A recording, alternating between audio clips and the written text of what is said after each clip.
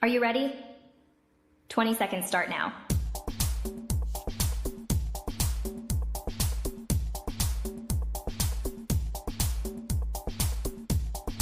Ten seconds remaining. 5, 4, 3, 2, 1.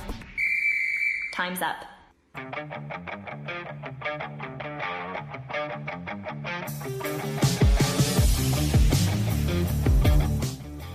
All right, guys. Thank you all for being on with us here at Lights Out Sports Podcast. We've got a ton of people already on with us. Thank you all for that. We appreciate it. And we haven't even got to our special guest yet that we'll start the show off with. Jimmy, I can see him off stage. He is raring and ready to come on. We will get to him in just a moment. But today, we are going to be with you until the trade deadline is over. That's right. We're going to be with you all afternoon, all evening, all morning, wherever you are in the world. Watch us right here on the Lights Out Sports Podcast, and we're going to bring you all of the great action from MLB and their trade deadline. There's already been a ton of moves. We'll talk about several of those here in just a little bit. But first, I want to bring on our special guest. Ladies and gentlemen, he is truly special. We've tried to have him on 2 or 3 times already. That's how special he is, because we keep making sure that he is going to get on here. And today is the day, ladies and gentlemen. So let's give him his proper introduction.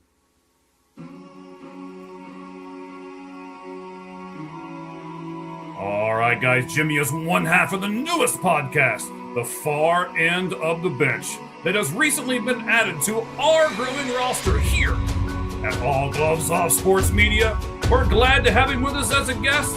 You guys can follow him, and we'll talk about him and his co-host, the perspectives they bring from the Denver market. And ladies and gentlemen, here he is. Jimmy, what's going on, buddy? Oh, it's good to be here. I'm glad that we were able to make this work out. I know we have everything else going on outside of this, coaching, practice schedules. We had a time zone snafu, which is how things go, but I'm excited. That was me.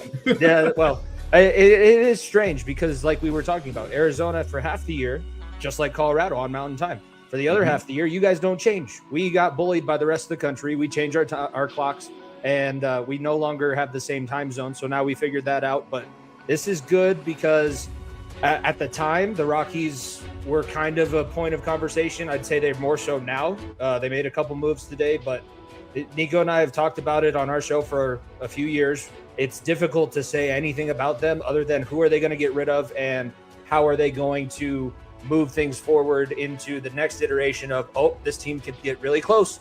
We can be almost right there. So it has been a while since I've talked in depth about baseball on a podcast, so I'm excited about that. All right, fantastic, buddy. I can't wait to get this thing going as well, man. We are going to kick it off right now. I'm going to ask you some questions here, just kind of generalized stuff for you here. First, Jimmy, how did you come up with the name Far End of the Bench, buddy? Well, so Nico and I, my co-host, we met in 6th grade playing football, went to school throughout middle school together. We would always have these really good sports debates. And we said at some point he's going to be an agent. He'll have a media company and he'll need somebody to run the broadcasting side of things. So we had that kind of like, I'd say it was more of a childhood fantasy. And then I went to school and did some radio broadcasting and COVID happened. So I wanted to start a podcast. He was like, we've already had this idea. We sat down in his apartment and we came up with just brought a list of names, and it was some were good, some weren't as good as we wanted them to. We were like, hey, you know what? We were pretty good. We played when we were playing together. We were never really on the bench, but now we're kind of past our prime. We're hanging things up. We're on the backside of our career. And when you're on the backside of the career, what do you do a lot of? Well, you sit there and you talk crap from the far end of the bench. So we might as well use that as our branding. It's worked out because we've been able to, all these years later, we have the bench warmers that listen to our show. We are very, we got lucky because things kind of just fell together, and everybody, once we kind of explained where things came from and when they heard it the first time, it was like, wow, that kind of rolled off the tongue. So I think that's probably what we're going to stick with. And it's been successful up until this point. And now we're happy to be on All Gloves Off and taking another step. We've said, it's always an evolution and it takes a long time. But we said that we were going to commit to doing this. I don't know if Nico knew 7 years later we would still be grinding and trying to find the next opportunity. But hey, we hopped over and we've had a really good time so far. And we're very excited to be here and bringing all of those perspectives from the far end of the bench. Maybe it's a little bit of a play on we feel like Colorado's disrespected. I know that the Broncos are good, but we get lumped in with all of the West Coast and, you guys don't wake up and this and that. Colorado loves their sports. Denver is a crazy sports media market. We have, I think, 2 sports stations, ESPN affiliates, Altitude Radio affiliates that are on daily, constantly. We have DNVR that got started out here. So there's a pretty big sports media influence in Denver, more so than people would anticipate. All right. And, man, we have got a ton of people with us right at the moment, well over 200 with us right now live, and we appreciate all of you being with us right now. For those of you who have not been here before, you can jump on with us. You can comment. Just click that button and leave your comment. And as long as you want to talk about what we're talking about, we'll include you at the bottom of the screen here. So, don't start talking about crazy stuff. But as long as you're talking about Colorado Rockies, let's do it. All right. So let's start in with the Colorado Rockies. And by the way, I want to say this too. You said that you guys were lucky. I think that we're lucky. And when I mean we, I mean us right here at All Gloves Off Sports Media. We feel very lucky to have the far end of the bench on with us. Now we have 10 different podcasts that we've got in our group, and we're adding some more hopefully here in the next week or two. I'm going to be having some meetings, and we're going to look through and have some Skype stuff, and just like we did with you guys, and hopefully this roster will continue to grow. So we're glad that you are on board with us, Jimmy. Last year, the Colorado Rockies went into the All-Star break with a 22-74 record, the most losses at the All-Star break in MLB history. Now, this season, I know it's a few weeks past from the All-Star break, but that's kind of the dividing line, and that's what we'll use right at the moment. This season, the team did show improvement. Instead of going 22-74, they went 39-59. So I'm going to give you some choices here, Jim. Would you call it a good start, not enough, or something to build on? Out of those 3, I would say that it's something to build on, and it's not. The winning more games is nice, and not having the worst record in all time, because they've played baseball for a long time, right? So having the worst record in all of baseball is probably not a title that you want to hold on to. But it's not just the fact that they're winning more games, but last year in those losses, if the sports radio station brought it up quite a bit, it's the Cleveland Spiders. That was the team that was just as bad as the Rockies way back when in the 1800s, and they were doing things that nobody had done since the Cleveland Spiders in games, like 3 errors in a play. Ball gets batted around 4 different times in the outfield. You have a guy hit a 3-run inside the park home run at Denver in altitude. Like, that shouldn't be happening. Our park's not that big. You'd think that we were playing out in the Polo Grounds or something like that. The way that the games have looked this year, I am encouraged by. The issues are what they've always been. The pitching rotation is not strong. It got a little bit weaker with the moves that they're being made. And I would say that the pipeline's not that deep. Like, that's been the issue for Colorado ever since they were established as a franchise, and it's still going to be the issue. We can be as competitive as we want to be, but I don't know how many video games you play, but I play MLB The Show, and there are certain times where I'm like, okay, we're up by 3 runs, and by the next inning we come back and it's tied. And I don't know how that happened, because the pitcher just can't keep the ball in the yard, can't get through the lineup more than maybe 2 times. Like right now, the pitching staff, I would say if you get through the lineup 2.5 times, that's a pretty successful outing for the Colorado Rockies, which is not good for a professional baseball team. You should be able to get to 7 innings and be fairly comfortable. You give up a few runs here and there. Everybody knows how to hit and use launch angles, but the pitching rotation, I think, is still what holds it back. It's something to build on. If that can get better, I'm all for it. I just don't know. I don't see a solution, because it's been since 1993 and there hasn't been a solution. Now, you said there are ballparks not that big. Jimmy, I've been to Coors Field once, I didn't get to stay the entire time. My wife has asthma. We didn't realize it was going to be that bad. The woman could barely talk by the fourth inning. So we ended up having to get up and leave. And the shirt that I have on, I got from that game back when you had a really good guy named, I don't know starts with a D. What was his last name forever? Then he went to the Yankees and. Oh, DJ LeMahieu. Yeah, there you go. DJ LeMahieu. That does not start with a D. I guess DJ does, but yes. Okay. But I went there, got this shirt, loved the time that I had there. But I tell you, the big thing that I walked away from Coors Field, besides the altitude, was how huge the outfield is out there at Coors Field. Your outfield looked like everybody else's complete diamond. Do you not get that? Do you not see that? Is it just because you've been there for so long, or how do you think that's viewed around baseball? So physical size wise, there's a lot of space. I will say that the angles are pretty even. So having seen people play in outfields where the walls curve, and I think about, the Green Monster, and you have that short porch with the high fence, or Yankee Stadium where you have these parts of the ballpark that the ball's going to fly. Well, in Denver, the ball flies no matter where you hit it. So I think that they gave the extra space, but it doesn't necessarily mean that the field is going to be that much bigger, because you assume really good MLB hitters are probably adding 50 to 75 feet of power just by the sea level difference that they normally play from. Because it's youth baseball, so I don't know why I'm using any examples. Just I've hit in Colorado, and I've gone down, and I've even hit in Arizona. And Arizona's not sea level by any stretch, but it was 2,000 or 3,000 feet different elevation. And there's a big difference on how far the ball goes. That would have been out by 40 feet in Colorado that barely made it to the warning track in these other places. So yes, the dimensions itself are pretty big. And the other thing that I will say, because as much as I can dig on the Rockies, their ballpark is beautiful. And everybody loves to go there, and there's plenty of space. Like, it's not like you're sitting on top of anybody, and you can go be in the rock pile. You can be in the shaded areas. There's pretty good views all the way around. It's just the outside. It's like it's built for the opposing fan. It's built so that you can see everything. The ball's going to fly all around.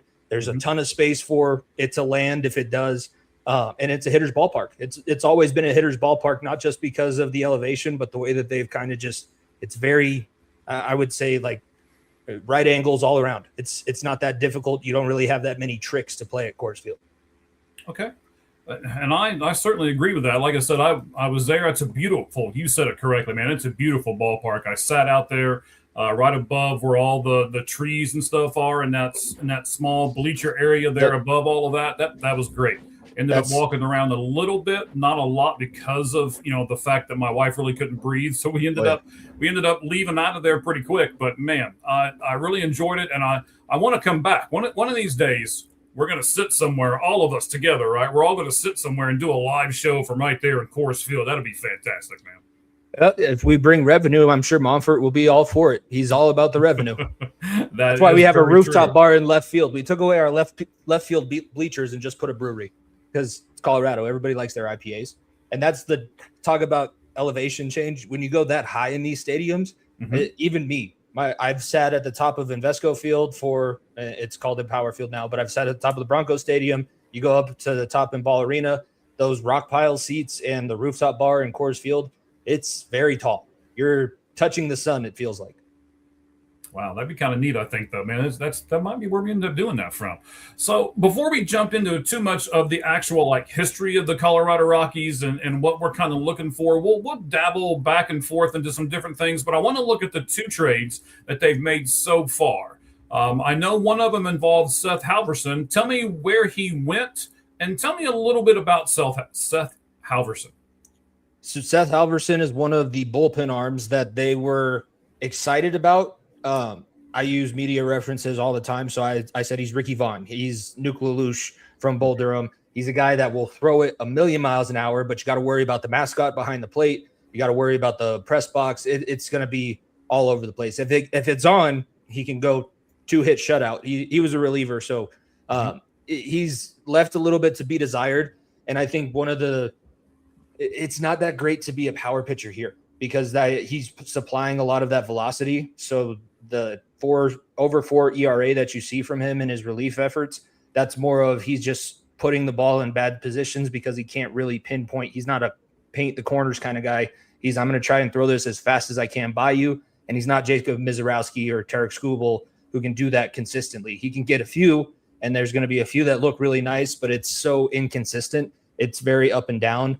I think that he's actually going to benefit quite a bit from going to California because the Dodgers Stadium it's a little bit different now, but that's going to help him out with his velocity. If he can keep the ball low, just put the ball on the ground. That's what I think is misconstruing about these guys that throw so hard. Just throw it hard and hit low. They've started to move up into the strike zone and try and throw these elevated 104 mile an hour fastballs. If I pound 104 mile an hour fastball into the ground, it might bounce, but you have a much better chance of at least keeping that in the ballpark than missing high. Yes, but a lot of these high velocity stuff that basically, you like to use sports references. I'll use one too, that climb the ladder, right? You started off at the letters, they foul that back, and then you go a couple inches higher, and then a couple inches higher, and you're hoping that the guy with the bat in his hand just simply can't lay off of it, and he keeps swinging it. And even if you get him to foul off 2 high pitches, then you drop a breaking ball or something low and make him swing over the top of it, and there's your strikeout. So that's kind of the philosophy there, but I understand yours too, especially in Colorado, right? You don't necessarily have to hit it square when it's 105 mile an hour, at the top of the zone. You can crank that thing out by getting it off the end of the bat almost, right? It's crazy too because he's throwing consistently 97, but that's not as impressive as it used to be because of the different arms that we're seeing and the different guys that even relievers, since they do a shorter amount of work, they're more likely to just throw as hard as they can every single pitch. And as much as his fastball is really good, he doesn't have a breaking ball really to back it up like you would like to see. And when he throws and tries to go up the ladder, it's almost like he tries to throw high and it actually sinks on top of him. So he ends up hitting the top of the strike zone when he's trying to hit a little bit up so that he can set up something maybe in the dirt or low and away. And if you pitch in Colorado, do not leave anything on the inside of the plate. Even if it's really high, as long as they can turn on it, those things will fly. It's not so much an opposite field issue, but both left-handed and right-handed hitters, if it's over the inside of the plate, that thing will get pinballed around. All right. Now, Jimmy, it must be you, buddy, because now we're up over 250 people live right now with us on the Lights Out Sports Podcast. This is our trade deadline special. We appreciate everybody jumping on board with us, and we encourage you. We've got a comment over here. Look at it and make sure it's not. Oh, here we go. Cheese is throwing stuff at me already. So Dustin May and JoJo Romero to the Brewers. That must have just happened because that didn't happen before we came on the air. So that's going to be Cheese's job in this entire thing, as we've kind of gone amongst ourselves, like, what are we each going to do? And I'm going to talk to Jim. We're going to talk to a bunch of other people, hopefully, and we're going to get some great perspectives. And Cheese's job at Football with Cheese, of course, is going to be throw the breaking news at me, and we'll talk about that, kind of spill that all in as everything gets together. But you guys that are listening to us right now can actually come on and can be part of the show too. Just simply leave your comments like Cheese did, and we'll talk to everybody. There was a second trade that was made today, Jim.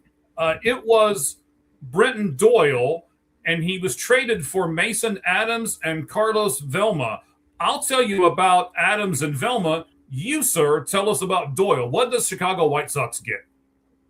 They got somebody that we talked about the space in the outfield. Doyle playing center field and Coors Field. He's very quick, plays the alleys like you want to see a very aggressive center fielder do that. He's a multiple-time Gold Glove winner. He plays defense the right way, and now he's going to be moving to a spot where he's going to have not as much I'm not as big of a White Sox person, but I do know that he probably felt a lot of what was going on here prior to his tenure, because that end of the Jeff Bridich era, I feel like it kind of tanked all of the player personnel and all of the player relationships throughout the franchise. He's now shown signs of being more injury prone, and we don't have to talk about the other guy that was brought in at that era that's also injury prone, but I just feel like we'll talk about him here in a little bit. Yeah, that's one of the worst contracts that I've ever seen in my lifetime. Doyle will be solid. He's not going to change the world, I don't think. I don't think that he's somebody that comes into your team and makes you an elite October contender. But if he's right, if he's healthy, he patrols center field like you want to see, and he can be a leader from the outfield and maybe possibly bring in some young guys if they have them for that outfield set, because Doyle is there and he's done it at the professional level. He can be your leader if he has a little bit around him. He just doesn't have very much out here in Colorado. All right, so the first guy they traded for, Mason Adams, he is a right-handed pitcher. Let me get a little bit of stuff on him here. Right-hander that throws right. He's actually 26 years old, 26 and 121 days, from Davenport, Iowa. He was selected in the 13th round of the 2022 Major League Baseball amateur draft out of Jackson University in Jackson, Florida. So he's there. You've got him. He's been in the minors for a little bit here. Let me give you a little bit of stats on his AAA minor league numbers. He was 3-3, 4.75 ERA, 14 games. He started 12 of them. 53 innings pitched was all. 50 hits, 30 runs. Only 28 of them were earned. He gave up 4 runs. He walked 26 and struck out 45. So kind of like what you said, Brenton Doyle is not going to change the world. He's not going to light anything up on fire. And I think that's kind of the same thing for this guy, Mason Adams, one of the 2 guys that they traded for. Is he a prospect? Absolutely. Could he maybe do something for the team? Possibly. You never know. But he seems to be a little bit more of a ground ball pitcher, and that's what they need in Colorado, right? More of a ground ball pitcher? Yeah, and I've also seen he's recovering from Tommy John surgery, so yes. I think that's probably where that Doyle comparison, since they both have had some health issues over the last few years, it made a little bit more sense value-wise. It sometimes makes you a better pitcher, because now you can't rely on that natural arm talent that you had. You have to learn how to be more of a smart pitcher, and nobody's going to be as good as Greg Maddux, but that's kind of where you have to be. You have to think through the game, and if he's able to continue to get guys to hit the ball in the dirt, I could see him being consistent. That's all I'm looking for, is really consistency out of the pitching that we get, whether it's the bullpen or the starting rotation. I don't need to see – I've seen Kyle Freeland go out there and go 7, and I've seen him go out there and go 2 1/3. It's very rarely is it somewhere in between. So consistency is what I'm looking for, and hopefully he's able to recover from that Tommy John issue that he had. All right, so the second guy, Jimmy, is Carlos Velma. I believe that's how you say it. It might be Vielma. It's Vielma. He plays third, second, and first. So he's one of those utility infielder guys. He's a left-handed batter, but throws right-handed from the Chicago White Sox minor league system. He is actually only 16 years old, and he's currently playing in the Dominican Summer League. And let me give you his stats in 34 games from the Dominican Summer League. We should get our guys from the Minor League Monday show on here. They probably know a lot more about this guy than either you or I do. But so far, he has in 34 games, 134 plate appearances. He's got 27 runs, 32 hits, 6 doubles, 2 triples, a home run, 21 RBIs, a stolen base. He's walked, you ready? He's walked 32 times and only struck out 16. So that gives him a 337 batting average and a 508 on base plus slugging percentage. So again, one of those guys who we don't even know what this guy is going to be yet. I mean, we really don't, Jim. How do you feel about Colorado getting a guy who seems to have a high ceiling, but it's a rookie level high ceiling? It's what I think that lines up a little bit more with their plan for Ethan Holiday, because that's more of as much conversation has been around other guys like Goodman in the organization. Holiday is the next wave of when this team could possibly be good. So you get a 16-year-old in. I believe Ethan Holiday is somewhere around 19 or 20, also in the minor league system. It's going to pay off, but it's going to be a long time before it's going to pay off. I feel like I'm going to be an old man by the time we actually see this guy in the prime of his career. It's something. It's a lottery ticket. And I know people like scratchers, and I'm sure people love stopping at the gas stations and playing the lottery. I'd rather invest money or, not take such a big swing. But maybe that's now that's just the jaded fan in me. I'm nervous about them taking swings and trying to say this guy is going to pay off, because everybody that I've tried to put faith in with this team, either they never get as far as I want them to, like Todd Helton or Matt Holliday, where he leaves, Nolan Arenado when he leaves. the last guy that I was sold on was Chris Bryant. So if they're going to try and sell me on this guy, I'm leery of what they're going to be pitching. All right. So you said the last guy you were sold on was Chris Bryant. We'll get to him in a moment. Let me make sure that everybody realizes that there's been another trade. The Cubs have acquired Braxton Garrett from the Marlins for 2 AAA guys. So Cheese will be on here in a little bit. We will talk Braves because they've made some moves. We'll talk Cubs because they've made some moves, including this one. So Braxton Garrett from the Marlins to the Chicago Cubs. Yeah, let's talk about Chris Bryant for a moment, even though you might not really want to. Let's do it for a second. So in 2022, Chris Bryant signed a 7-year, $182 million contract that was negotiated by the evil empire that is Scott Boras. He had the rest of this season, and he's got 2 additional full seasons, each of $26 million. I got some questions about Chris Bryant and his contract, Jim. How much does this damage the Rockies financially from competing with him not contributing whatsoever? It hurt them a lot more the last few years than it is going to continue to hurt them in the future. So the ownership situation changed. The Welton Penner Group bought into a majority of the ownership, 40%. And that money that they gave for the 40% ownership was able to give the Rockies the ability to clear their books. So they have no more outstanding debt. They're no longer wondering how they're going to pay Chris Bryant the rest of his money. I just don't understand it because Jeff Bridich was the GM, and he was the one that had all those issues with Arenado and kind of made that relationship sour and forced Arenado his idea that he was going to get traded to St. Louis and go be the Hall of Fame player that he was never going to be able to reach here. Bringing in Chris Bryant was supposed to replace him, but you cannot give money for reputation when you're in a business like this. You can't just assume that he was on this Cubs team that had a magical run and won a World Series. He's not just going to come in and do that for you because you didn't bring anybody else in around him. You had an aging Charlie Blackmon at that time. You got rid of DJ LeMahieu. You got rid of Trevor Story. You got rid of that infield that was so great and so revered for so long.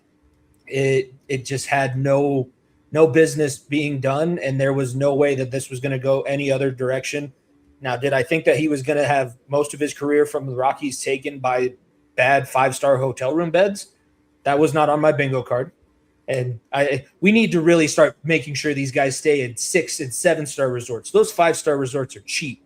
I've stayed in some hotels, and I'm like, I've been able to stay at a Motel 6 and be able to go and perform and do whatever I needed to do. You're getting paid millions and millions and millions and millions of dollars for doing nothing because you slept on a bad bed at the Waldorf Astoria.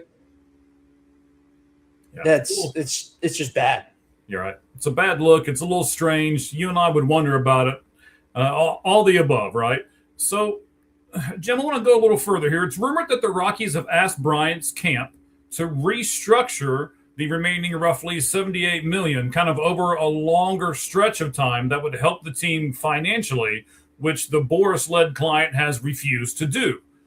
From the Rockies' standpoint, do you like the idea of stretching it out to maybe 5 or 6 years of that $78 million, or would you rather just pay it off in the next 2 and be done? I don't think that they're in a position to be able to just pay it off. That's why he's going to continue to be on the disabled list for however many games. He'll meet some sort of quota for the rest of his remaining contract until it's a little bit less. They just don't have the financial backing at this point to be able to. I don't want him around any longer. He obviously doesn't want to be around here any longer than he has to be. He wants to make his money that he was promised and is contractually obligated to receive.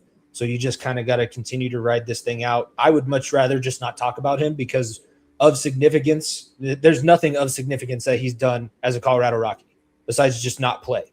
And I don't know if he was a Hall of Famer before, but he's totally tarnished whatever legacy that he had as a baseball player. I mean, if I'm in Chicago, if you're in Chicago and you can honestly tell me right now that Chris Bryant is still somebody that you're excited when he runs out onto a baseball diamond, I'm going to need to check. Like, we need to have a urine test. Need to check what you're taking, and maybe I need to get me some of that because I'm so beyond frustrated with the Chris Bryant situation. And it's worse too, because everybody says that, oh, well, you wanted it. You guys wanted it. Nobody asked for Chris Bryant.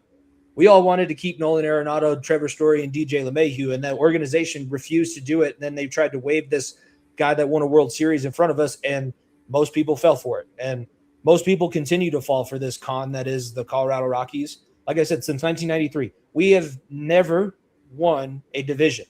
The only time we made it to a World Series, we had to play in a game 163 against, I believe it was San Diego, to make the postseason, and then went on an incredible wild card run through a few teams and got absolutely crushed by Boston in the World Series. So, like I said, this franchise has nothing to stand on. Why we thought that was going to be a good idea just makes absolutely no sense.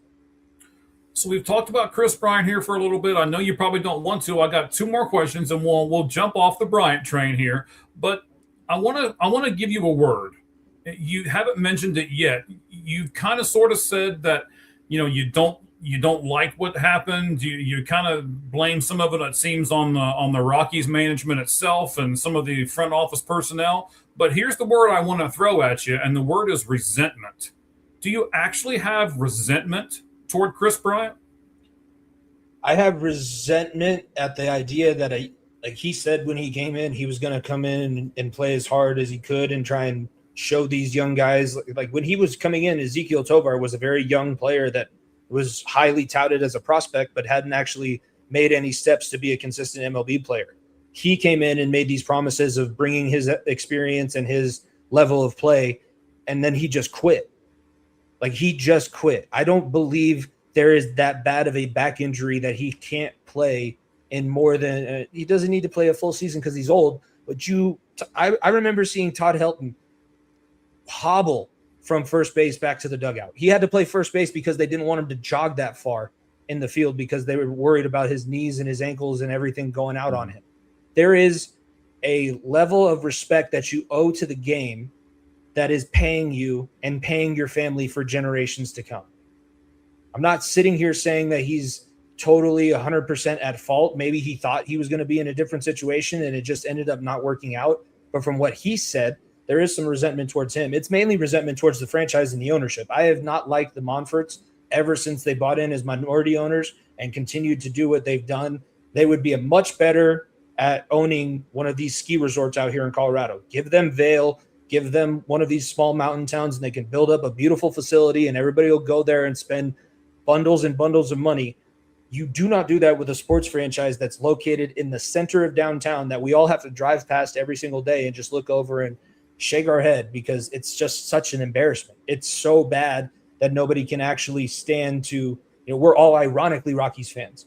We love the 2007 Rocktober season, but that's literally all we have to fall back on, and it's gone so far. That's now an ironic thing that we have to say. Oh, remember Rocktober? Yeah, I do remember it. I was in elementary school going into middle school. That's how long ago this was. Let me give you a what-if scenario as we end our Chris Bryant conversation here with Jimmy from far end of the bench.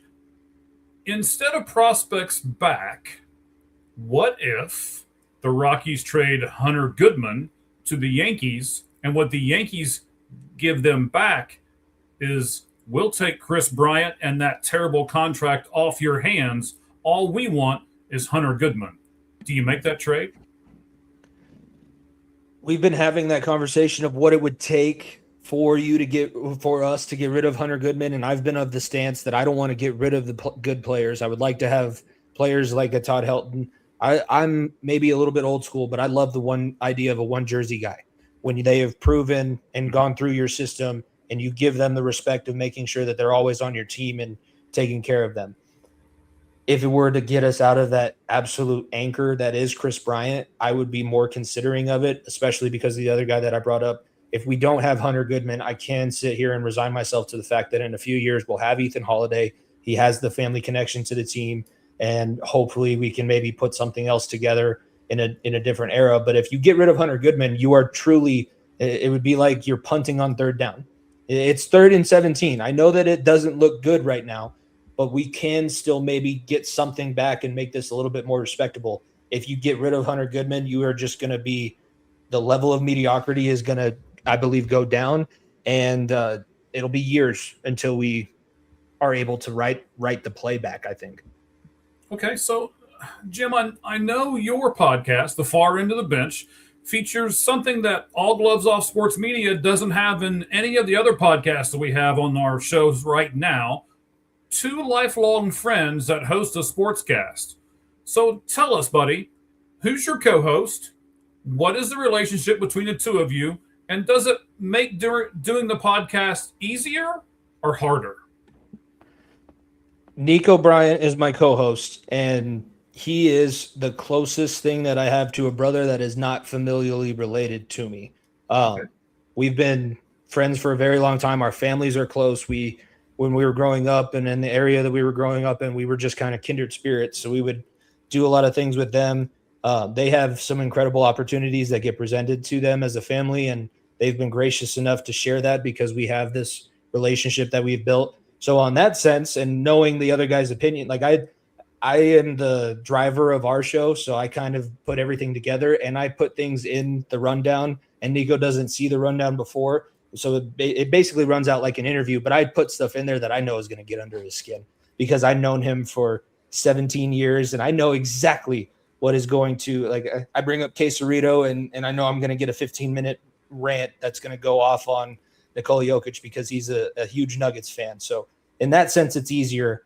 In some senses, there's some challenge. Like the challenge is we are both competitive. We both want to put forth the best product, and we have differing opinions sometimes, and sometimes those lay themselves out like a normal relationship. So we've had, I say marriage, you can say brother, but there's some spats that we get into, and there's some times where we take a couple weeks and we need to just adjust. He's very busy with his day job. He's working as a liaison for the California Redwoods in the PLL, and he works with the Colorado Mammoth that are here for the indoor lacrosse league. So he gets busy, and there are some times where he needs to take a break, and there are some times where we just need a break from each other. But we always come back to, we both know that we want this thing to be successful. We both have that same overall goal. And at the end of the day, I don't trust very many people more than I trust Nico. So even if he tells me stuff that I don't want to hear, it's normally something that I need to hear, and we can use that and move ourselves forward. I think, he's brought a lot of really good ideas, and some of the segments that we still do 7 years into our podcast are something that he came up with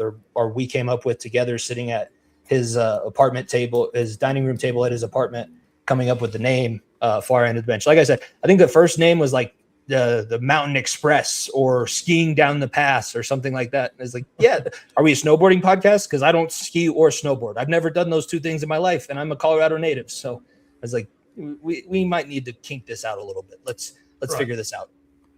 Yeah, you don't need to necessarily have your name to be associated with Colorado for people to know you're there. I mean, your emblem has the mountain in it and all that kind of thing. So I knew it pretty much right away. So, and then the other thing I'll throw at you here is, if either one of you ever need to take a break, there's a guy over here in Arizona who's available to co-host and come on with you guys whenever you want. So just let me know, man. Give me a couple days head notice and we'll make it happen. All right. So, yep.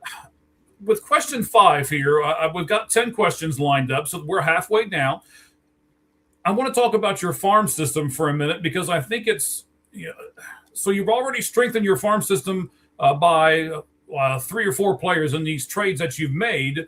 But do you think the Rockies have any untouchable players in their farm system that they shouldn't include in any of these trades? The name that I continue to come back to would be Ethan Holiday, because you want to see what you get out of him for a couple more years. And maybe you hold on to it and it's not what you expected, but there's going to be other teams. He was a very highly touted prospect, so you can use the other team's original scouting report against them. Hey, I knew Detroit was really high on him going into his draft year. Maybe he's not doing what we want him to do, but we can put him in these situations, make him look really good. And then maybe Detroit turns around and gives you something for him. But as of now, he would be the main one that I'd say is untouchable. There's really not too many other guys that I would be heartbroken of losing. I really don't want to lose Hunter Goodman. I really don't want to lose Ethan Holiday. Those are the two in the entire organization. Nobody else has really established themselves. And part of it is I want them to go out and see if they can be successful too. If you are a certain level of player in the MLB, playing for the Colorado Rockies is not going to give you any kind of development. You're going to be playing from behind. You're never going to see these situations. And you're going to win 1 out of every 3 games when everybody doesn't play the Sunday game of a weekend series. So it's one of those situations where part of it is I want to see what we can get out of these guys that need people to move in front of them.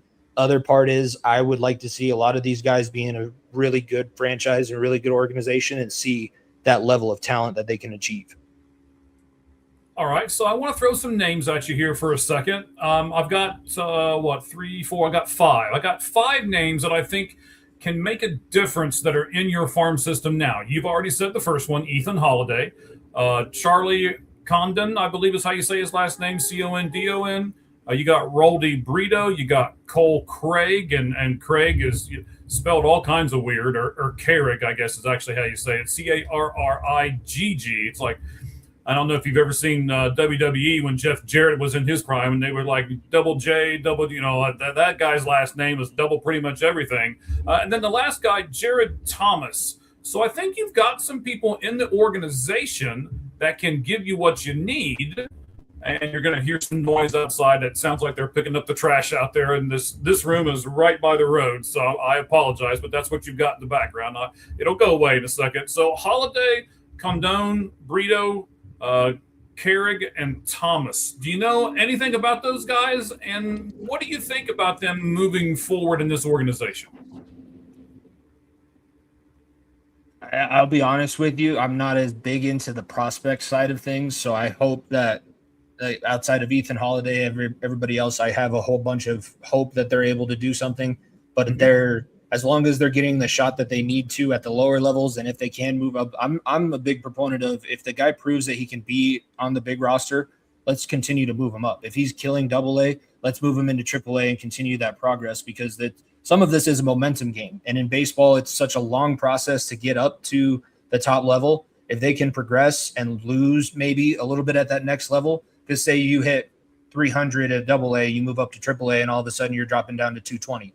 Well, that could be seen as a failure, but baseball is a game of failure, and you're getting that opportunity to learn yourself how to be a better hitter and move that average up. And then by the time you get back to where you were at AA, you're ready to move up to possibly a spot rotation in the big team. So just continuing to see, I need to do a little bit better research, and that's going to be my I'll mandate that to myself. I need to see better research about this management crew that they have all through their organization. I want to know more about the Rockies manager, the AAA manager, or the AA manager. If these guys can actually develop, because maybe we can overcome what I see as organizational defaults by coaching and development. But we just haven't really had those. Like Bud Black and Clint Hurdle are the names that I remember as Colorado Rockies managers, and they were different in their own right, but I wouldn't say Bud Black is really developing many people. He's more just sitting there laid back, trying to keep everybody even kill. And Clint Hurdle would get after the umpires, but I don't know how much actual player development he was really doing. That was kind of back in those Tommy Lasorda days where the managers were sitting there in their cute little uniforms and not really doing a whole lot except for give me the throw in the lefty. Let's see what the lefty can do. All right, so I want to continue to talk about your minor league system, even though you said you're not real familiar with it. But I want to do some different stuff here. Let me explain. So you've got no pitchers in your top 6 of your farm system as far as Baseball America goes. You got 3 in the top 10. So here are the questions about that. Is this the new Coors Field philosophy? Do you think it's the right way to go? And how much are you going to have to overpay for good major league pitching once you get to that point?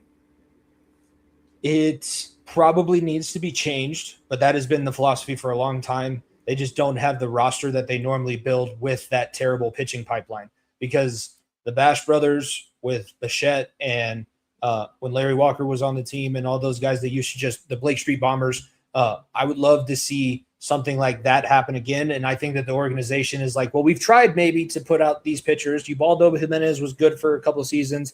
You had De La Fuente for a long time, but my co-host says it best. The ball just flies. So pitchers don't want to come here. Pitchers need to learn how to pitch a totally different style when they do come here. But you can teach a guy how to hit, and you can definitely teach him how to hit close to the mountains for half of your 162 games. So maybe we just need to start slugging it out and make that the pipeline of the team. And yeah, you'll overpay. But I'm still sitting here like I'm hoping that minority ownership situation is just the first step into possibly the Monfort's getting out all of that millions and millions of dollars that they'll get from selling the team. I would like to see somebody else come in and run the show. I don't think that there's going to be much of a difference until that happens from the top down. Okay. So as far, again, we're going to stick with the minor league system for a minute. Last season in the preseason rankings, there we go. The Rockies were in the top 15 on most everybody's preseason, depending on, which analytic part you looked at, right? So this preseason, they were at 30. And after the draft, they were at 22. In fact, ESPN ranked the Rockies at 28 in the preseason. And they put their preseason, they like to do it in values. So last season, they were valued at $185 million, and this season they went all the way down to $88 million. Bleacher Report had them at number 22. Bottom line, Jimmy, the farm system is below average, and I think we would all agree with that. So you've got a below average major league team, you got a below average farm team. So help me, encourage the fans of Colorado right now. Tell us how you fix it. I'll encourage the fans of Colorado by using one of our good friends that we had on a recent episode. We have been mediocre and below average for a long time, and the A's left Oakland before Colorado ever left Denver. So that can be the encouragement. It's just we're in such a down time. You need somebody to come in and just be the adult in the room, smack everybody into shape, and maybe it's not the right way to go right away, but just get everything moving in a specific direction. Right now, one of the best nicknames that the Rockies have in Colorado is Stan, Pat, and Blake, because the stadium is at 20th and Blake Street. So they just stand pat and do whatever they're going to do. They will never do anything new. They will never do anything outside of their comfort zone. And when you don't go outside of your comfort zone, you don't grow. So again, you're seeing this below average all the way throughout the organization, everything except for the fan experience at the ballpark. However, you are a professional sports franchise. You're not a hospitality company. So it is truly it's a disease that they have. And they've had it since, I would say, about 2018. That's 2018, 2010. There's certain years throughout history as a Rockies fan that you can think back and go, those were even really cool without a World Series run. I was telling the story a couple weeks ago. I remember when Carlos Gonzalez would come up in the ninth inning, and if you got the 7 runs, Taco Bell the next day would give you free tacos. So Carlos Gonzalez is up at bat, and everybody's chanting, "We want tacos." I remember. We love our baseball team, but we're also not going to sit there and blow smoke up anybody's. We're not going to blow smoke and say that we're great in doing all of this great stuff. We need a good product to be able to get behind. Otherwise, right now, it's just all the transplants that have their companies moved to Colorado. And, hey, the Cubs are coming. Hey, the Astros are playing this weekend in Denver. Hey, let's go check out the Yankees and see who they play against the Rockies. But we've just decided that there's nobody worth watching on this team. Well, if you think transplant's bad in Colorado, you should be here in Arizona when the football team plays, because that's the only thing we can see in the stands at the football stadium right now is the other team's jersey. So that is a good comparison. That is a good comparison. Nico says the same thing about the Chargers. The Chargers play 17 road games. Yeah, pretty much. And until they get better, that's the way it's going to be. Yeah. So you don't want to reward mediocrity at the organizational level. You can't reward not Jeff Bradish. You can't reward Dick Monfort for the team that he's putting together right now. It's true. I do agree with that. No matter if you're the fans, you are the organization, your Major League Baseball itself, all of those things. That's right. You can't reward mediocrity. I like that a lot. So the last thing on the prospects here, the top 30 by levels, okay? In AAA or MLB are the prospects that you guys have, the top 30. 9 of them are either AAA or MLB. 5 of them are in AA, and 16 of them, including 6 of your top 10 and 4 of your top 5, are either in rookie A or high A. So basically, it's rookie is when you first get drafted, for those of you out there and that are listening to us and aren't real sure what we're talking about, rookie is when you first get drafted. Then they'll jump into A, and then there's a high A. So those are the 3 spots there. And 16 of your players are there. 6 of the top 10, 4 of the top 5. So, Jimmy, knowing this, help us out here. Give Colorado fans at least some hope, because you really didn't do it on the other question I just asked you. It's hard. So do it it's on hard. this one. Yeah, that's at least something where they are building for the future.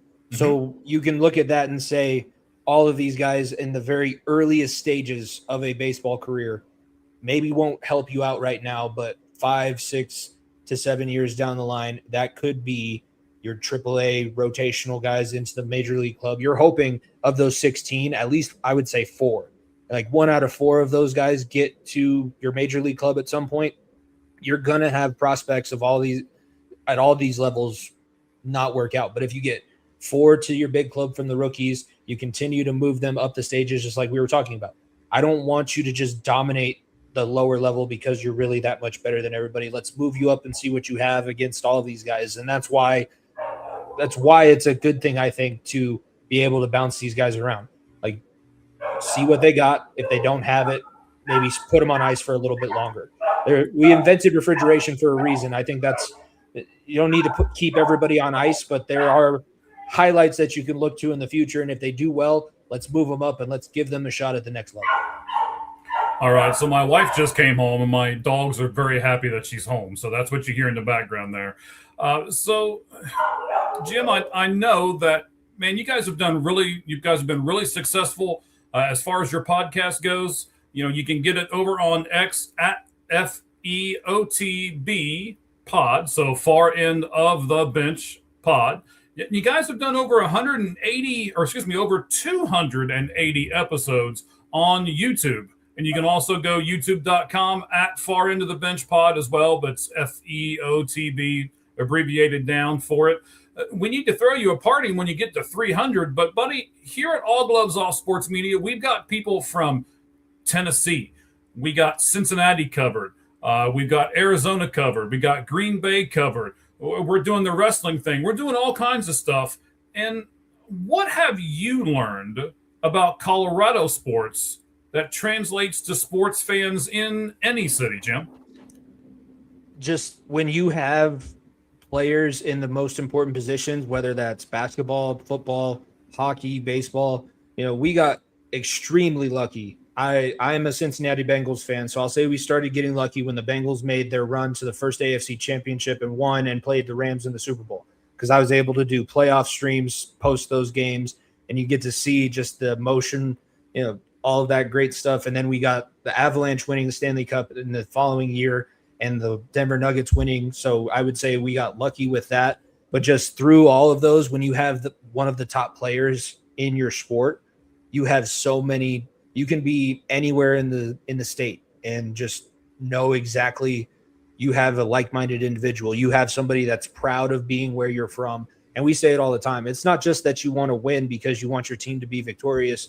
It's almost like a representation of yourself. If you picked a team that's outside of your city, or if you're following a team from your city, it's a representation of the place that you grew up. And you always want to have that be put forth the best that you can.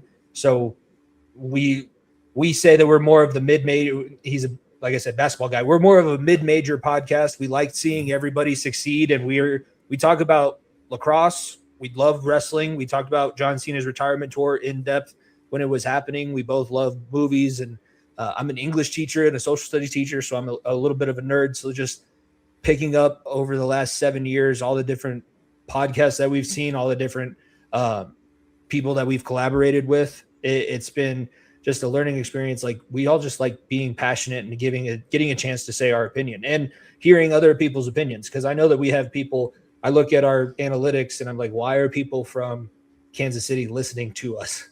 They're either listening to us because the Chiefs just beat us, or they're like, what do they have that we don't have, especially last year? Because remember, the Chiefs didn't make the playoffs. They were mathematically eliminated before Patrick Mahomes was actually injured. So just giving everybody that platform, and we try and treat it like a sports bar. And now Twitter, as much as I can, because I do get carried away a little bit, we treat it like a sports bar. So if you have an opinion, we love people when they tweet at us and comment on us.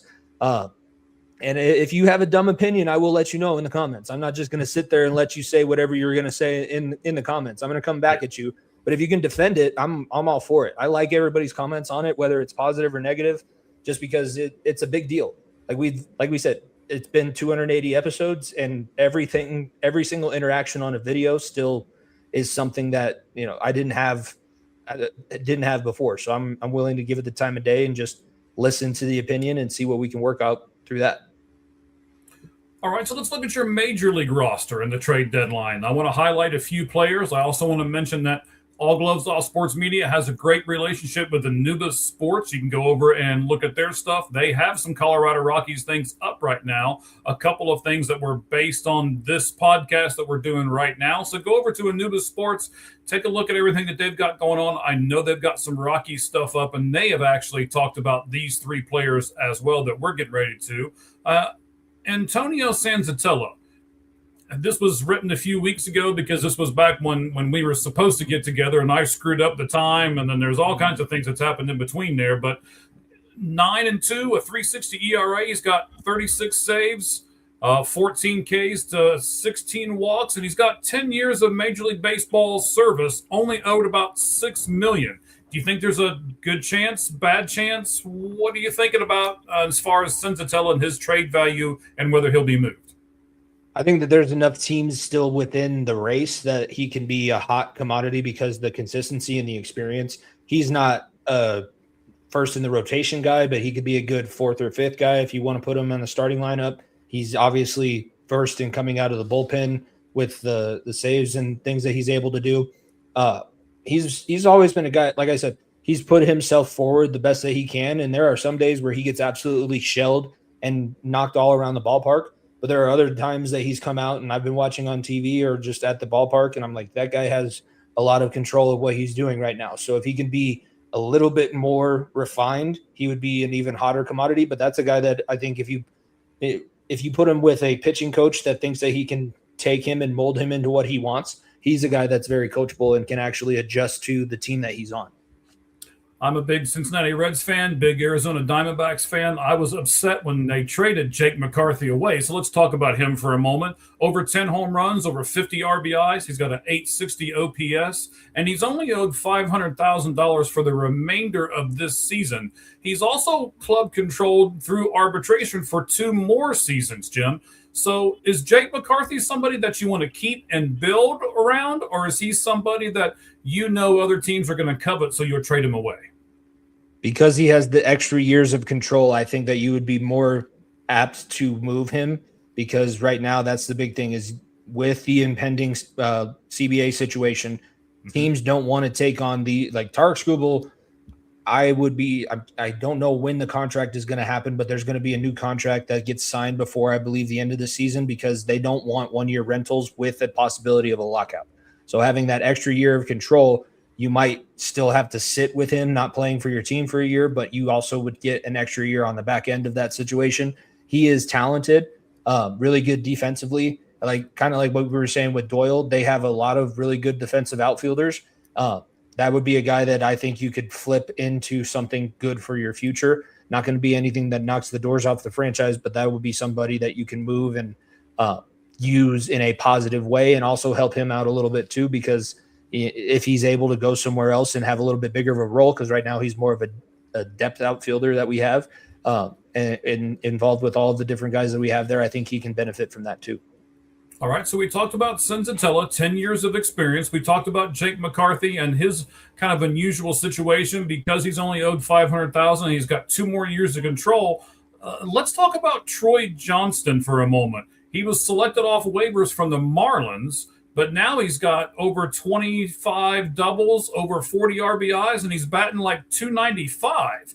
It's the ultimate buy low, sell high guy, right? Or do you say, oh, we bought this guy low, we have nothing to lose, let's keep him? You do not want to hold on too long. The teams that are the most successful dynasties always made sure that they just follow conventional wisdom. Every now and then you find a diamond in the rough, but the diamond in the rough is a saying for a reason. They don't happen all the time. So if you got what you got out of this guy and he did a good job of selling himself, take it. Sell it as high as you possibly can, because that guy was brought in here without any kind of expectation, no hype, not importance. I don't want to say it like that, but just Nobody was relying on him to save the franchise. Let's Correct. send him somewhere else, and let's bring in somebody else that we can use around these other studs that we have. All right. So, as a Rockies fan, what do you want them to get in return for any of these guys? And what I mean by that, do you want major league ready pieces? Do you want pieces that are close? Or we talked about this earlier. You got 16, 6 of your top 10, 4 of your top 5 that are in rookie A or the A plus ball. Where do you want these guys to fall in the timeline that they're getting back for these guys, Jim? I would say Hunter Goodman has about 2 more years of control, and then we'll see what happens with him. So I would say anywhere between 2 to 7 years down the line, if they can be truly impactful for the big club, because I think Ethan Holiday is really going to be entering the prime of his career, and maybe it speeds up his process a little bit, because I think that's a guy that can convince a Hunter Goodman to stay around past that couple years of control. The issue with all of our big guys that we've lost in free agency is because there haven't been other pieces around them to keep, or they say that they're going to use all the money to pay the big prospect, and they're going to have to get rid of all the extra teammates that they loved having around him. So I'd say 2 to 7 years is the window, and I really hope that it's not the long end of that. I don't want it to be another 7 years before I can really care about playoff baseball for the Colorado Rockies, but you have so much time. Like you've set your franchise up for the future at this point with all of the prospects that you have. And I don't know if bringing in, like, spending for a major league player right now doesn't make a whole lot of sense, because they're just going to be they're going to be below 500. If they finish above 500, that's when I'll throw a party. If the Colorado Rockies, next time they finish above 500 is when I'll throw a party for myself. Okay. So, man, we are approaching it and approaching it and approaching it. We haven't quite hit it. We're almost to 300 views live right now on the Lights Out Sports Podcast. We got Jimmy. Jimmy, I don't want to mess it up, so I'll let you do it. How do you say the last name? Pilato. All right. Like Pilates, right? Yeah, that's a good way. Okay. I say if you like to play the lottery, it's just lotto. It's a pal, and so it's your friend, and you're playing the lottery. How about that? Okay, that'll work too. He sounds like a school teacher right now. Yeah. So, all the school kids just call me Mr. P. They can't go any further than that. And my email address has my name spelled in it, and I still don't have anybody spell it right in an email that they send to me. So, well, maybe that's part of your strategy, though. Then you don't get as many emails, right? Because nobody can spell my name. That's true. All right. So we're here with Jim, man. Here's what I'm trying to get. Let's try to get to 300 before we end this segment with Jimmy. Here we go. Let's see if we can do it. We got 2 more questions for him. I'm going to watch the views just skyrocket. So we talked about what the Rockies need in return. Let's talk about currently. Do you think Warren Schaefer has done a good job in year 1? And do you think he's the long-term answer, as the Rockies manager? It depends on how this season ends, because they're getting to the point that you're going to be mathematically eliminated soon. You are very, very close to that anyways.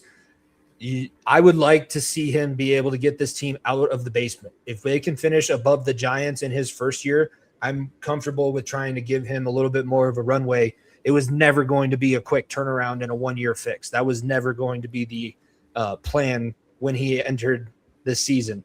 But you can't continually be the bottom. And if they have another stretch there's still a possibility that they lose 100 games. I would love to see less than triple digits in the loss column and continue to just look competent and a competitive baseball team. Because even the games that they lose sometimes this year, it's like they give up a rally in the 8th inning. And yeah, that sucks. But with as young as they are and with as little experience as they have, you're going to have those moments. But just look competent through 8.5 innings, 8 1/3 innings, and you can be in these situations and flip these games. We talk about it in the football season. 1-score games is pretty much the average for almost all NFL scores.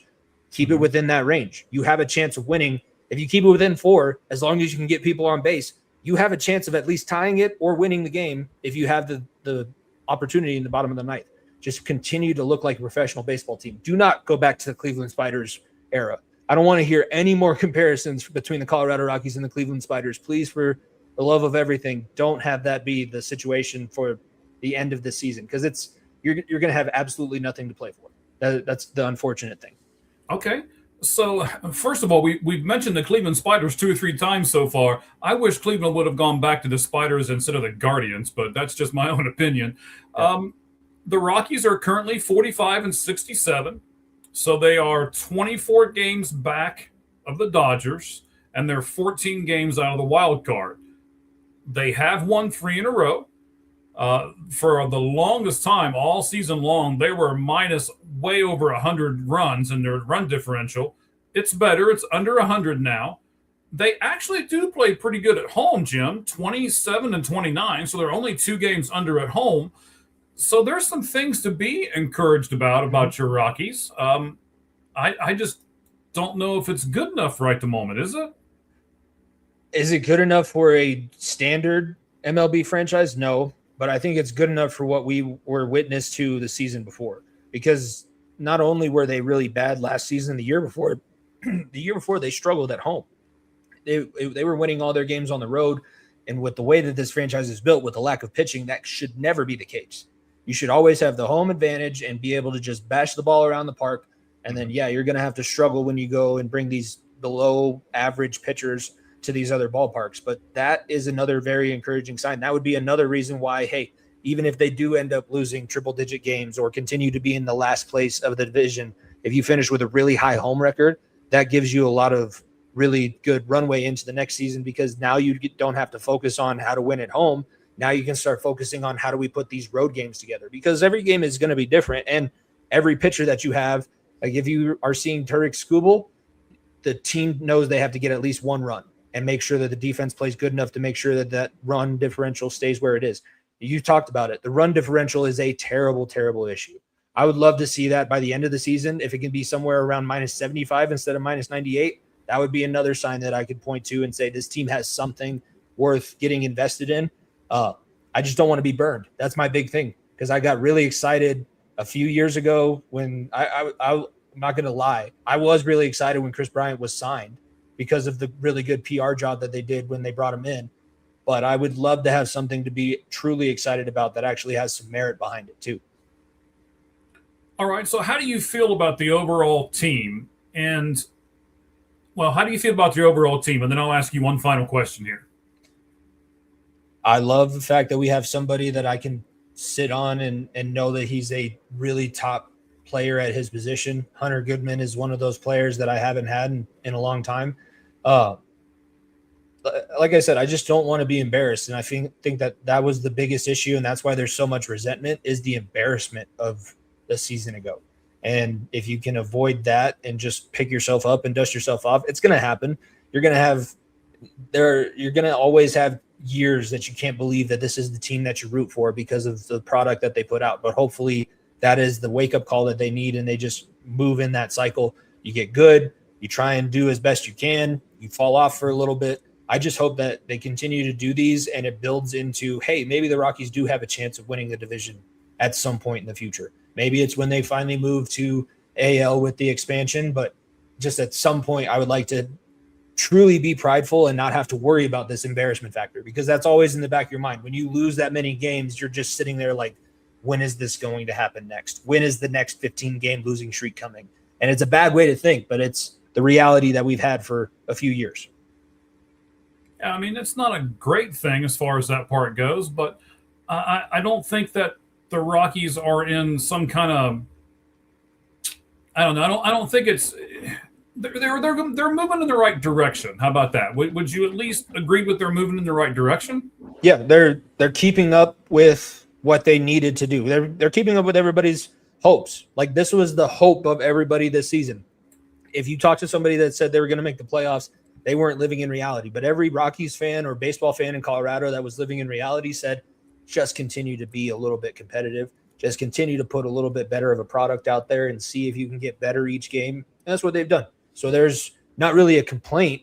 The complaints come from everything else that we talked about. The product on the field is something that I can actually sit there and say objectively, I've been okay with, and I've really liked it this year, because it's always, you have a chance. You're not getting beat by there was a time that the Rockies had given up more runs than the Broncos offense had scored at that point in the NFL season. That was rough. That was really, really rough. So we're not there, and I'm glad I'm glad that I didn't ditch the team, but it is still like I'm jaded. I'm guarded. I'm not going to totally dive in and give myself back over to the purple and black just yet. All right, I'm after that. I certainly understand that. I'm a Reds fan and a Diamondbacks fan, and we've gone through our ups and downs as far as all of those franchises too. So, Jim, you are part of the huge new podcast right here. Far End of the Bench, of course, is the name of it. Tell us when our guys can find you, when our fantastic fans can find you, what day, what time, because I know they're going to want to tune in after this interview. I appreciate it. And if you are interested in continuing to hear more Rockies commiseration and maybe some of the good things that happen, plus the Broncos season, I'm looking forward to this next week's episode, but Nico's going to be insufferable with Bo Nix and Jaden Waddle clips coming out of training camp here for the Denver Broncos. But you can listen. We took last week off because our busy schedules, but we'll be back this Thursday at FEO TV Pod. Subscribe to the YouTube channel. If you follow us on socials, we post a ton of clips. So if you need to get a little bit more convincing to go watch our show, check out the clips that we have on all of our social medias. But like I said, we're excited to be on the All Gloves Off Sports Media Network. And you mentioned it. Yeah, we always want everybody from the network. We have a standing invitation once we get it scheduled for everybody. But I know I've talked to Red Hot Reds as well with different things. We had a very long, in-depth World Cup conversation, which is probably the first time in 28 years of life that I've said I've ever talked in depth about soccer, but it was good. And we've been doing a lot of really cool things. So we appreciate the network and we appreciate everybody that's hopefully going to join us and become a new bench warmer. And we'll, this was a lot of fun. This was the most actual therapy that I've done about the Rockies in a long time. So I appreciate that. Oh, no problem at all. I'm the baseball guy. Cheese is more the football guy. So we combine to do that on our show. I know you guys do a lot of things on your show. Isn't there like a hockey team or something you guys also keep up with? Talk to me about that for a moment. Yeah, that one was really tough this year because when we made it to the Western Conference Finals for the Avalanche, we were just riding so high because everything was opening up. Initially, we did think about double parades for the Nuggets and Avalanche too. But no, the Colorado Avalanche are a team that's near and dear to our hearts. They came to Colorado the year before Nico and I were born. So in 1996, that was the year that they won their first Stanley Cup. And my family's been really big into it. Nico continues to watch.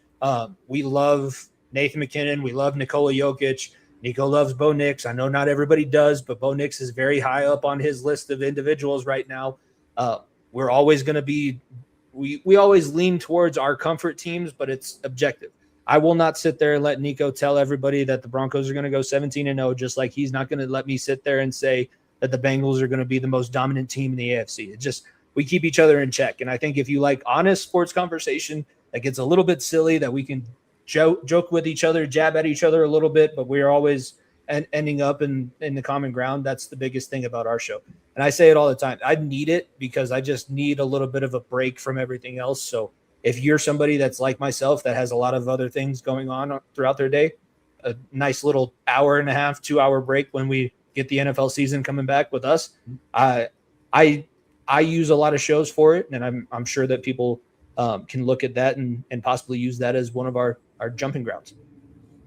All right. So there have been some trades that have also gone down today that involve the same division that the Rockies are in. So let's talk about those for a moment while Cheese will be with us here shortly. We'll get him on as well. Actually, he is with us right now, so we'll get him up here to join towards the center here. I just want to ask you about this, Jim. So the Giants today made a trade with the Padres. They traded Robbie Ray to the Padres. How do you feel about trades that happen within the same division? I'm definitely a football guy. That was a sport that I loved playing growing up, and I still coach football. Followed that probably the closest of any other sport. I'm of the mind that if it's in your division, not only should you not trade anybody to them, but you should also try and mess with them a little bit, like what you can do legally in that framework. I'm thinking of the Nuggets and Oklahoma City Thunder. The offer sheet that was offered to, I believe it was Peyton Watson, cost the Nuggets another $4 million on this individual contract, but also pushed them like another $30 million in the luxury tax issues. Mm-hmm. If you are in the division, you are trying to win the division. unless you know this guy absolutely sucks and you're trying to send him as a sleeper agent to this other roster, I don't understand why you would give a talented player or a player that you think you can do something with to another team that plays the most amount of games in the season against you.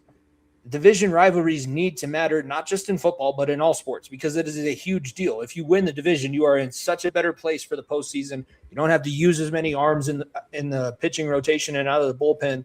So the fact that you are willing to just give away players to another team that's competing and are much better than you, I'm not on board with that.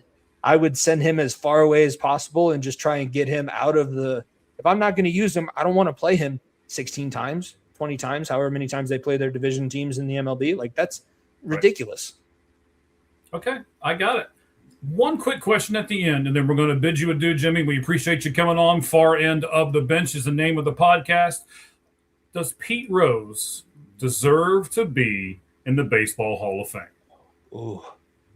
Now this one's getting interesting because I love philosophy and thinking about morals and all of that stuff.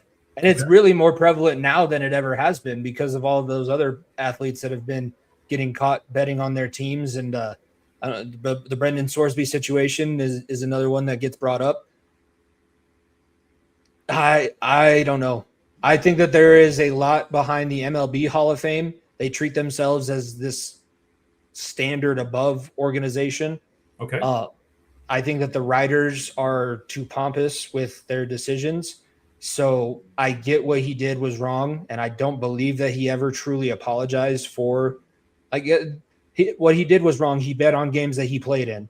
One thing that I will give him credit for is that he was betting on his team to win, and he was trying to do the things in order to win for the game. Like, I don't know why you need the extra plus 225 incentive on actually winning a professional game, but that's what he needed.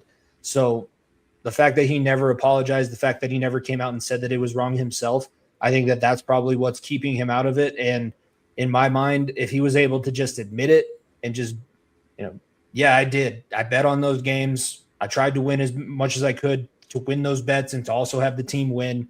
That would go a long way, but I don't think that it's the right time. And I don't think that it shouldn't be a posthumous thing.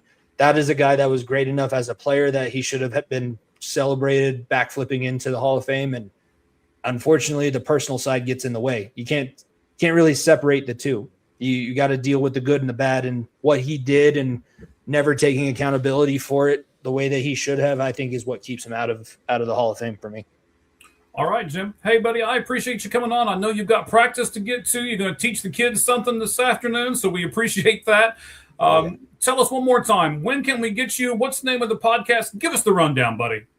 Thursdays, Far End of the Bench podcast, myself and Nico Bryant, coming from the Mile High City, on YouTube as well. So follow us at FEOTB Pod. Subscribe to the YouTube channel. We're on all listening platforms and everything like that. Comment down below your takes. We will go back and forth with you. If we think that you have a bad take, we'll try and let you know. But I hope everybody enjoyed it and understands sports are a competitive thing. So we can get a little competitive. We can have differing opinions. We all come back to the same place. And, hey, we're all sitting on the bench anyways. It's not like any of us are actually professional athletes, because now that's the new thing in podcasting, is being a professional athlete and becoming a podcaster. So Thursdays, every Thursday for the Far End of the Bench, we'll be back with episode 284 this upcoming week.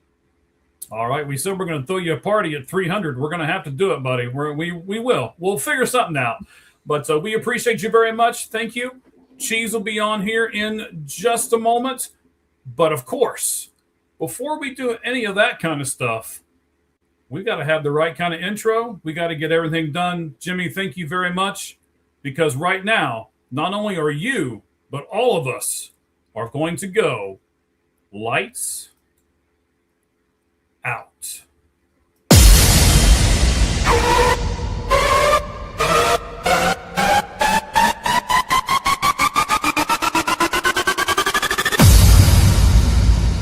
Ladies and gentlemen, may I have your attention, please? Tonight, we rewrite the rules. The countdown has begun.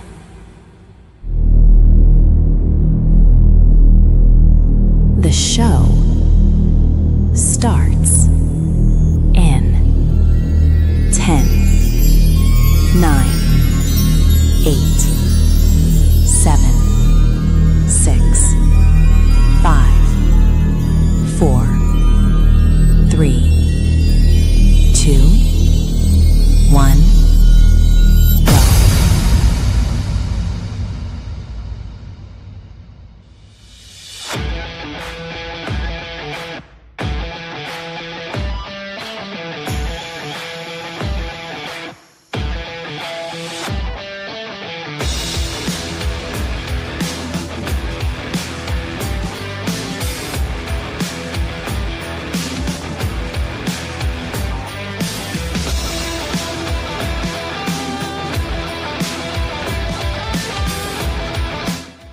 Oh, there he is, that familiar face, that guy. Woo, there he is. My buddy Cheese, how you been, sir? Well, I've been well. How have you been, Michael? Oh, man, I can't complain. I know a lot of people think that the best time of year is, the March Madness and the spring training and all of that stuff all at the same time. And I can't tell you how much I love this day, the trade deadline day, as we approach almost 300. We're less than 10 away, Cheese. We'll have 300 viewers live with us right now on our trade edition special of the Lights Out Sports podcast. Maybe we should start doing things during the afternoon. I wish I could. Let's just all quit our jobs and just do this every day. And just There you go. And Yeah. you know what? If somebody sponsors us, we'll do it. Now, we get enough money put together, we'll just quit our jobs and be done. Have they made any trades yet? They just made a huge one, so that's why I brought it up. Oh, here we go. I Do grabbed it. this. They got Dalton Varsho from the Blue Jays. That's a huge move for them. They had to get a left-handed outfield bat. That was they had to, and their only real threat from the left side is Yordan Alvarez. So they got Dalton Varsho. I love the move for the Astros. And he's a good defender, too, so he'll be able to patrol center field for them really well. Yeah. So big move for the Astros. I was waiting for them to get a bat, and they finally did. And the Cubs just got somebody from the Angels. Didn't see who because they went right to the Astros trade, but it said it that was a Moises reliever, I think. Ballesteros was traded. So I hope he's good because that's a good young bat that has struggled after a great April. But let me see if I can find it. Ryan They're coming in so fast. Zeferjan or something like that is who they got. Zeferjahn. That's who they got from the Angels. Okay. There's so much to talk about, but one thing I do want to mention, a lot of people think the Red Sox gave up way too much, like a lot of people online, for Adlai Rutschman. They're only going to get him through next year.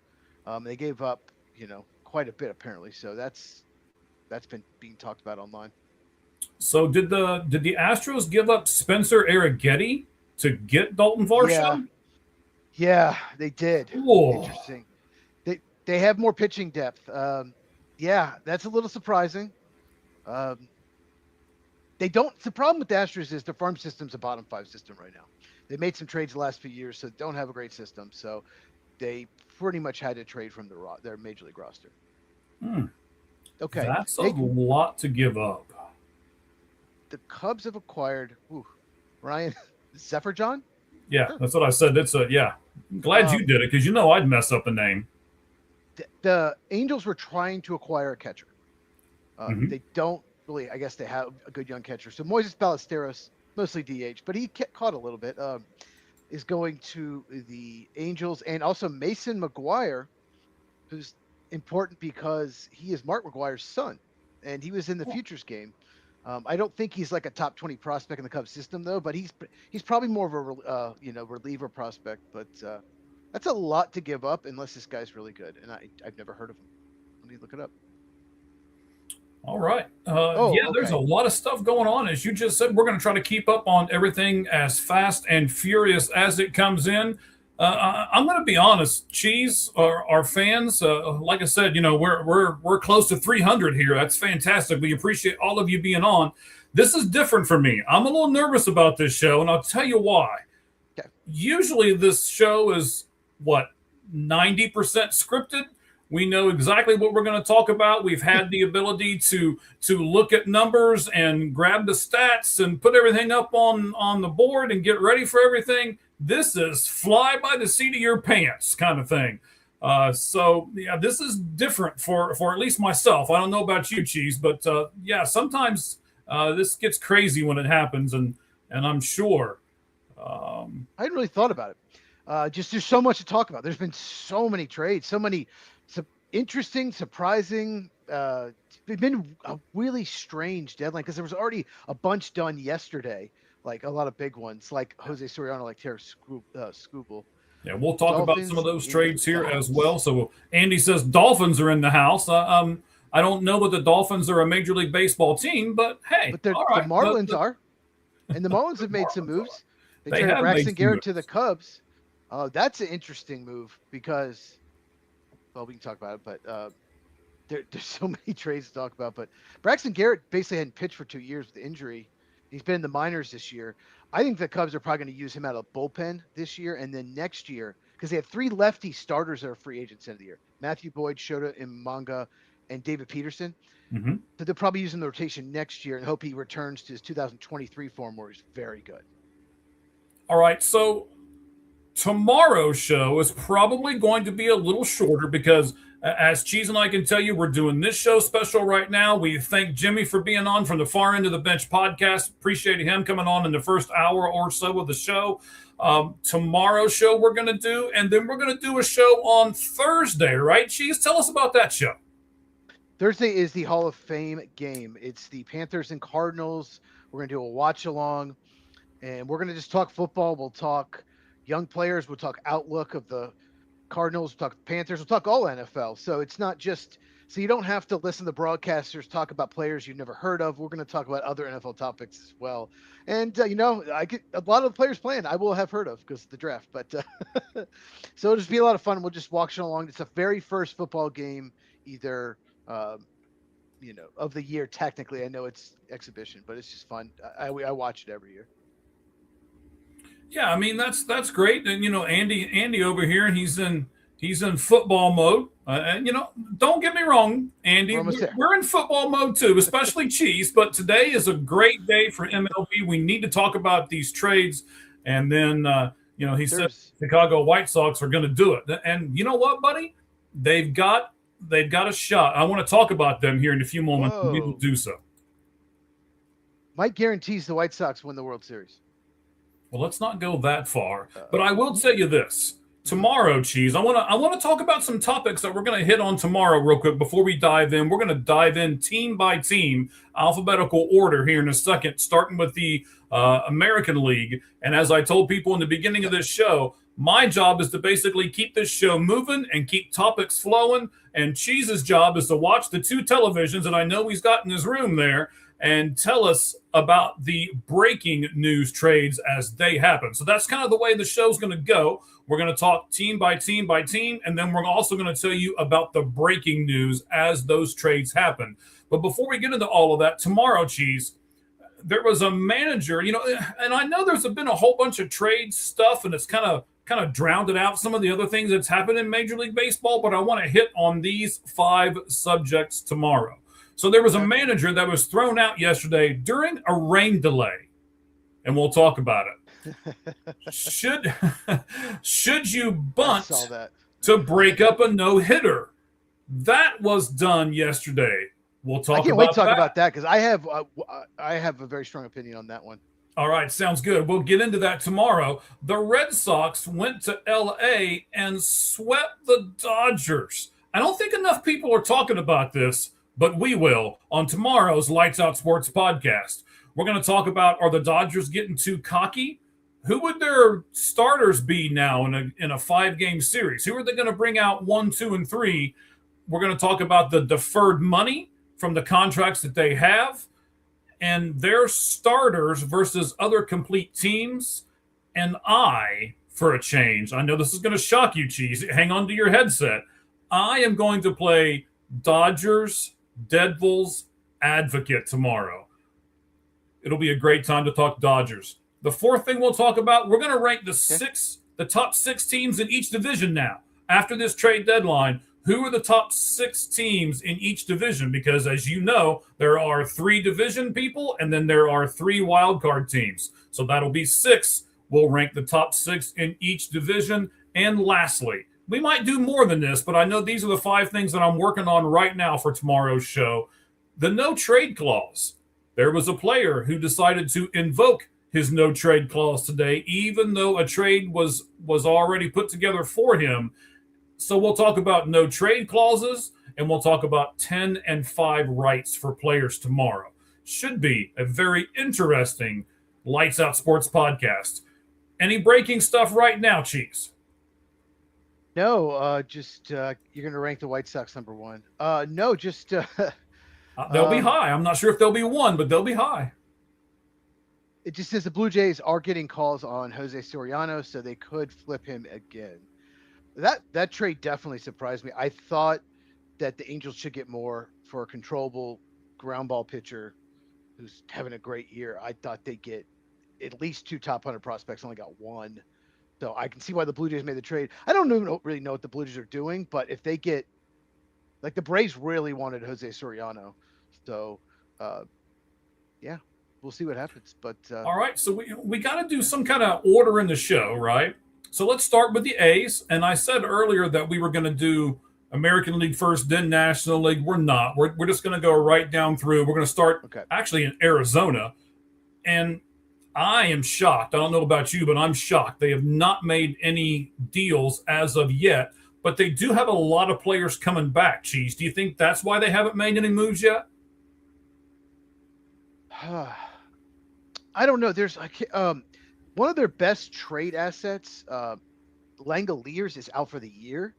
The catcher, he would have been. That's Oakland. Yeah. Mm-hmm. We're not talking about the A's. Well, you can. Let's talk about the A's first, then we'll do the Arizona Diamondbacks. Go ahead. Go ahead. I thought you were starting Athletic. I thought okay.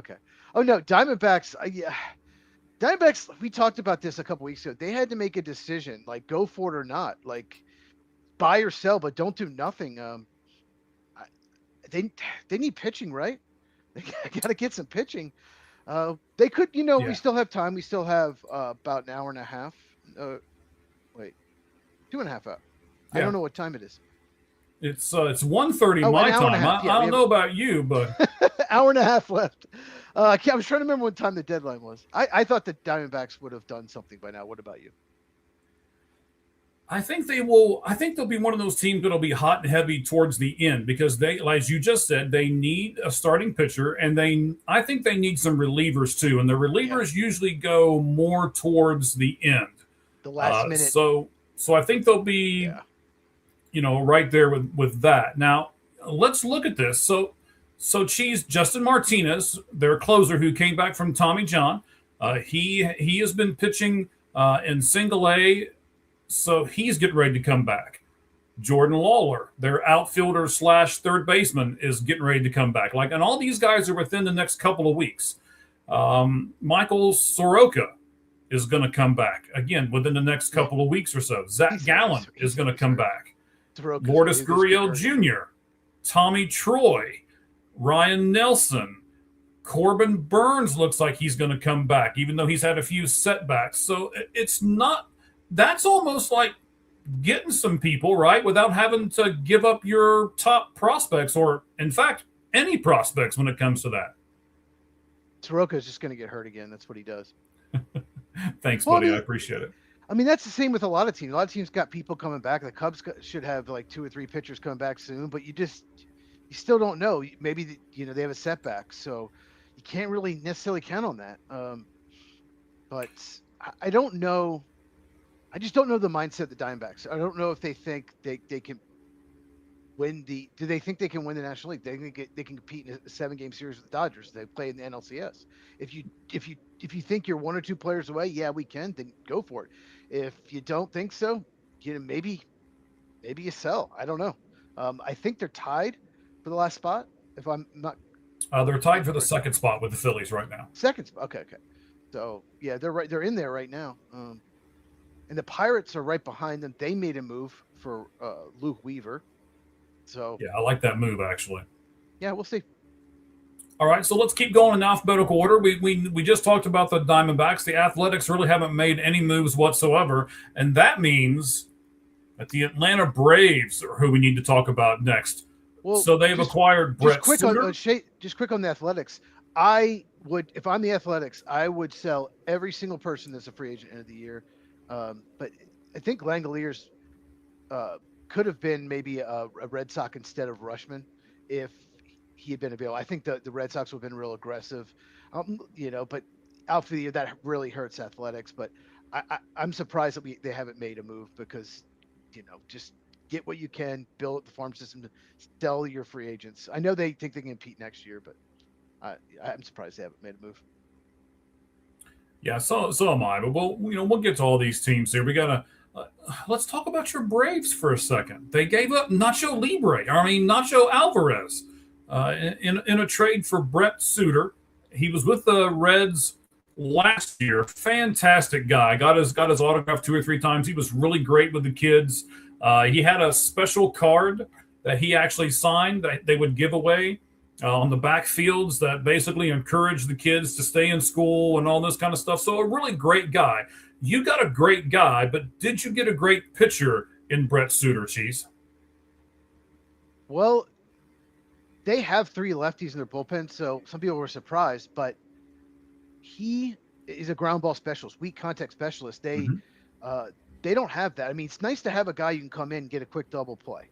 And they definitely need a bullpen depth. So, one of their lefties is way better at getting out righties than lefties. So, technically, they have 2 lefty relievers. And Dylan Lee was just way overworked. He's starting to struggle a little bit. So, yeah, they need another reliever. I like it. I like having one ground ball specialist is big. And I still remember when he was with the Brewers. For some reason, the Cubs just couldn't hit him. They couldn't hit him. So, yeah, I like the move. And Nacho just doesn't have much power, and he's always hurt. He just doesn't have a high ceiling, so I understand why they moved him. Okay. So they also gave up, well, I shouldn't say gave up. They also traded Anthony Molina, and they got Tyler Mahle back in return from the Giants. What about that trade for you, Cheese? You're the Braves guy. Let's talk about that. Mahle, that's not really like, I guess I don't know. He's not really the player he used to be. But Molina's not anything great either. I mean, he's like 24, 25 already in AAA. So, like, it's one of those trades where not giving up much, not getting much. Maybe they can get something out of him. I'm not even sure if they'll use him in the bullpen or a starter yet. But, yeah, we'll see. I mean, that's one of those trades. It's like, if I had to guess, I'd say he'll be the long man out of the bullpen and then maybe get a spot start here or there. Yeah. All right, so it's like you're trying to get the old Reds players. You got Brett Suter, used to be with the Cincinnati Reds. You got Tyler Mahle, used to be with the Reds. Lane Thomas and Bailey Falter, both from the Royals. Neither one of them were with the Reds. What about this trade, Cheese? Well, Bailey Falter's just depth in the AAA. He's probably not, probably more toward next year. But Lane Thomas, they had to get a right-handed bat, and left field was the spot to get it. They just really struggle against left-hand pitching. Been a huge problem this year. They have games where they go against a lefty that's got a 5-something ERA and they lose 2-1 or lose 3-2. So with Austin Riley really struggling, they just really need a bat. And Lane Thomas, he kills left-hand pitching. So yeah, and left field, that's one of the easier positions to find someone. So that's the perfect spot. So I like that now for them. Okay, and then the last move that they made, the first one that they made actually, they got Joey Bart from the Pirates. Just simply catching depth for them. Was that what this move was for, Cheese? He might not be on the team come tomorrow because Sean Murphy's just about ready to be back. He's on a rehab assignment. So okay. I don't know if Bart has options. If he doesn't, he's probably going to be designated for assignment. So. And honestly, I don't think he does. So he just can't hit. It's a shame because he was a high draft pick. He just some guys just can't hit. He's a good defensive catcher though. All right, so let's talk Baltimore Orioles because they made a lot of moves. They got Randall Diaz from the Nationals for Kyle Nicholas. Right, they acquired Cam Sanders from the Pirates just for cash. We will just kind of skip by that one. Rudy Martin Jr. from the Royals for cash as well. They got Jake Rogers from the Tigers as a backup catcher. He might make a little bit of difference for them, but not a ton. They got Reyes from the Twins for Dean Kramer. Or I'm sorry, they got Dean Kramer. Yeah, that's right. I was right. They got Reyes from the Twins as they traded Dean Kramer. The Twins are kind of going for it. We'll talk about them in a moment. Alex Hopp and Brock Moore and Harrison Kruling from the Mariners for Tyler Ward. I thought that was an Ward, right? interesting trade. So let's talk. I think it's Taylor Ward. Yeah, I'm sorry. You are right. It is Taylor Ward. I apologize. Let's talk Taylor Ward for a second. In the Baltimore Orioles as a whole, I'm surprised they gave up a pitcher in Dean Kramer because they need so much pitching. I know that Taylor was not the power threat that they thought he was going to be, but he's certainly been on base fantastic this year. I was really surprised they gave up on him. And then, of course, we're going to have to talk about the other trade here in just a moment. But before we do, what do we think about the Orioles overall in these trades that they've made? I mean, geez, I've heard tons of people. I keep seeing people talk about this. Do the Orioles know what the heck they're doing?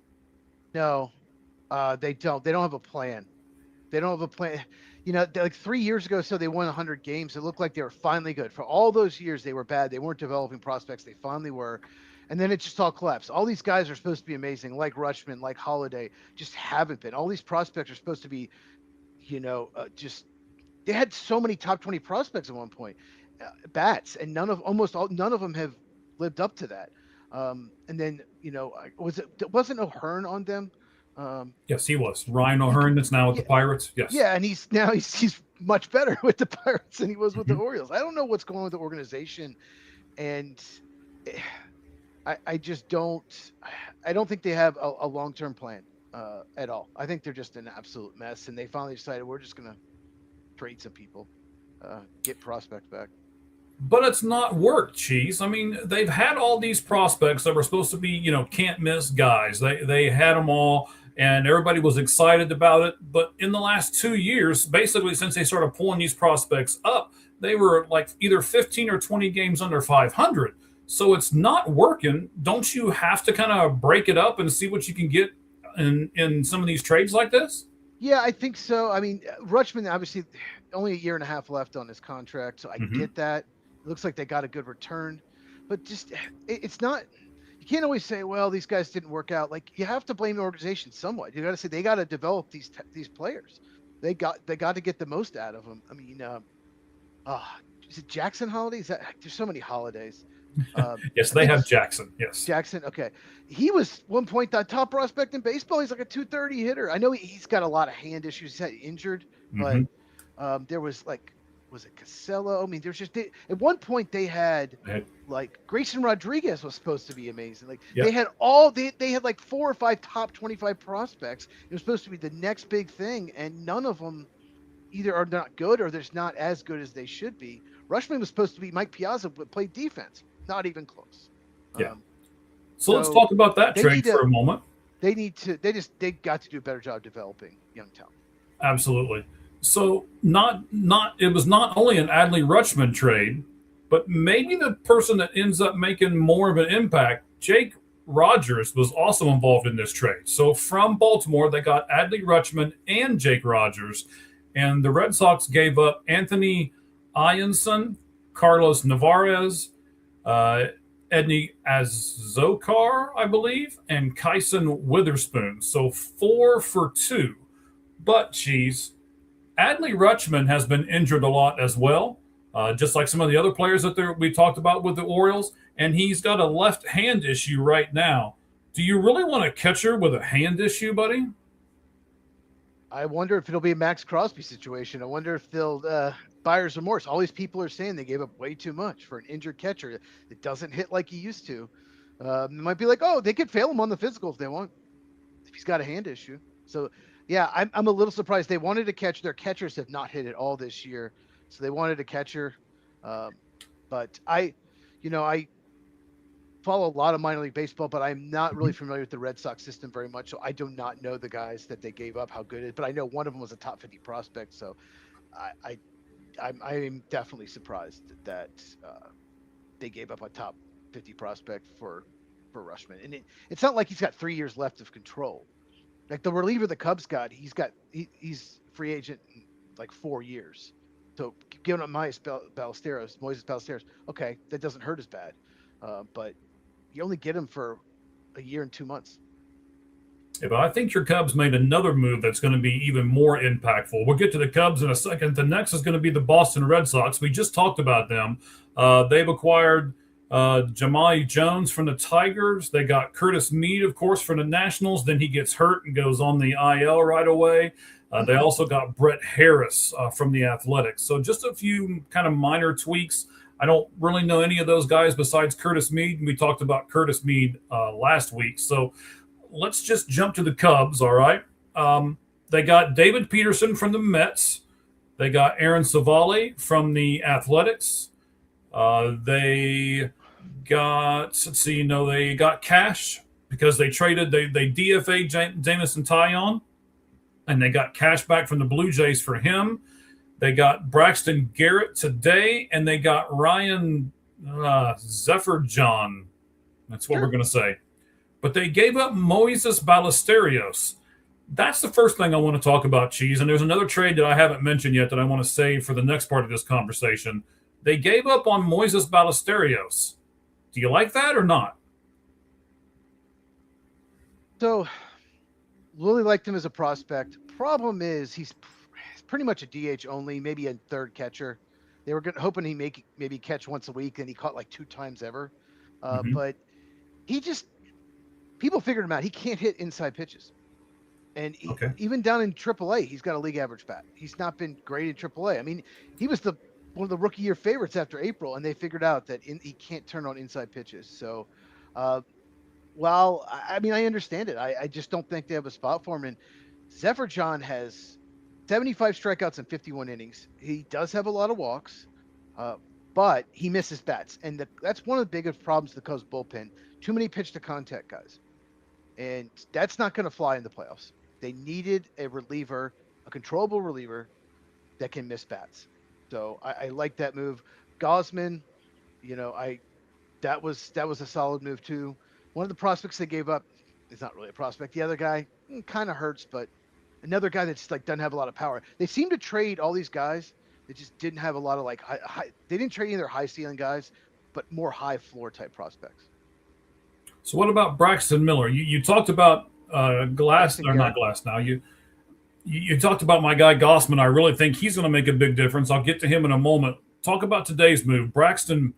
What do you think about Braxton Garrett that they got today?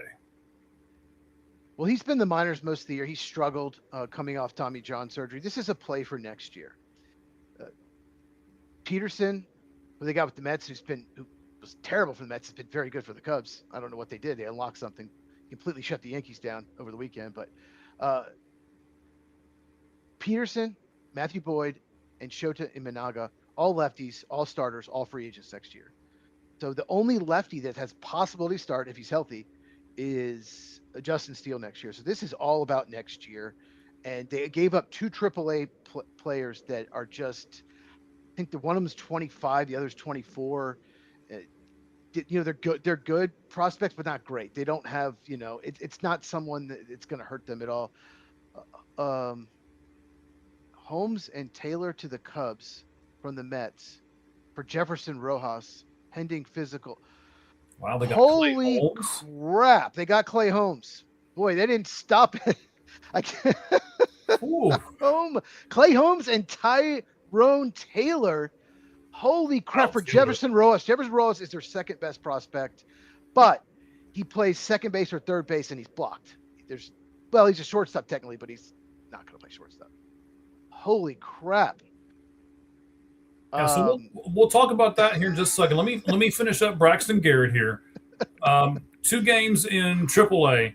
He's got a 14.54 ERA right now. So he missed all of last year with Tommy John. He's trying to come back. He's 28 years old, and he's a lefty, as you mentioned. So, yes, it's a complete play for next year. I completely agree with you. The other part I want to get to, I think Kevin Gossman's going to be a big thing for you guys. What do you think about Gossman before we talk about Holmes? Yeah, what's good about Gossman is, well, first of all, they're very left-handed. He's a right-handed starter, but he's not what he used to be, but his peripherals are much better than his ERA. So he just had a really bad stretch in there. He's been much better the last few weeks, but real bad stretch in June and July. Like he had like almost like a 3-week stretch where his ERA was 6 something. So really, his ERA, take away that, it's going to be in the threes. And he misses bats, and they needed someone. They needed like a number 2 type starter, number 1 or 2 type starter in the postseason, and he has had postseason success in the past. So with the Giants and Blue Jays, so it's just a big, he's a rental, but like I said, they didn't really give up a lot for him. So that's a big move. And Clay Holmes, I mean that's they needed started pitching and they got it. Yeah, Clay Holmes. I mean, he was injured as well, but crazy story because he was a reliever for all these years and they made him a starter and he was even better. The Yankees, he was a reliever for the Yankees. And the Mets are like, you could be a starter. And he's excelled. Yeah, so now they're also reporting, I'm kind of reading all kinds of stuff as we're, I'm all over the internet here right at the moment. And this is what I was a little afraid of was, this show is going to be just kind of like reaction. What happens next? Oh, back to this one. So I guess Mark McGuire's son's very happy to be going back to Orange County, by the way. So he's going back to the Angels in the, oh my gosh, the Zephyr John. Why do I keep putting myself in this spot where I got to keep saying his name? In the Zephyrs John trade. So he's happy about that. I think the Cubs are going to be happy to get that reliever. Man, but what are the Cubs going to do here, Cheese? They have added, hold on, let me go back to the screen here. They have added to their major league roster here just in the past few moments. So one reliever, Braxton Garrett probably won't be on the major league roster. Gossman's going to have to be on the major league roster. And then now they've got so Tyrone Taylor is going to be on the roster, plus the pitcher they just got from the Mets. I mean, you're going to have 4 people that you're going to have to add to the 40-man. There's spots. There's some players that need to go. There's some players that need to go. But some of the guys they traded were on the 40-man roster, though. So some of the guys, they traded. Yeah, Ballesteros probably was. Ballesteros, Jonathan Long, who went to the Marlins, he was on there too. Okay. But Tyrone Taylor, real quick, he is very good against left-hand pitching. And you know who sucks against left-hand pitching is Ian Happ. I think Ian Happ is only going to play against righties now. He's a switch hitter who has been terrible against left-hand pitching. Tyrone Taylor is probably going to start in left field when there's a lefty, and then when they bring in a righty, then they'll put Happ in there, and he's better. Happ is so good defensively. So I think this says a lot about Ian Happ. I think he's going to lose some at-bats here. But, yeah, Taylor he's one of those guys that terrible against right-hand pitching, but he kills lefties like Lane Thomas for the Braves. So if you had told me they get Clay Holmes or Jefferson Rojas, like, I would have been like, oh man, you give up your second best prospect for Holmes. That's good, but they got the bat too, so that makes me happy. At least they got 2 players for 1. Okay, the other side of Chicago. So I read a lot about Chris Getz, the GM there with Chicago White Sox. I like this team. I'm trying to get a couple of guests on that are with the Chicago White Sox, and if there's anybody listening to us that are. Please direct message me. I would love to have someone on this show talking about the Chicago White Sox. I love their brand of baseball. I love all these young kids. I'm really kind of getting into this team, and let's talk about what they have added. First of all, they acquired Jaden Woods, and his last name is Woods, not Wood like the other guy in Washington.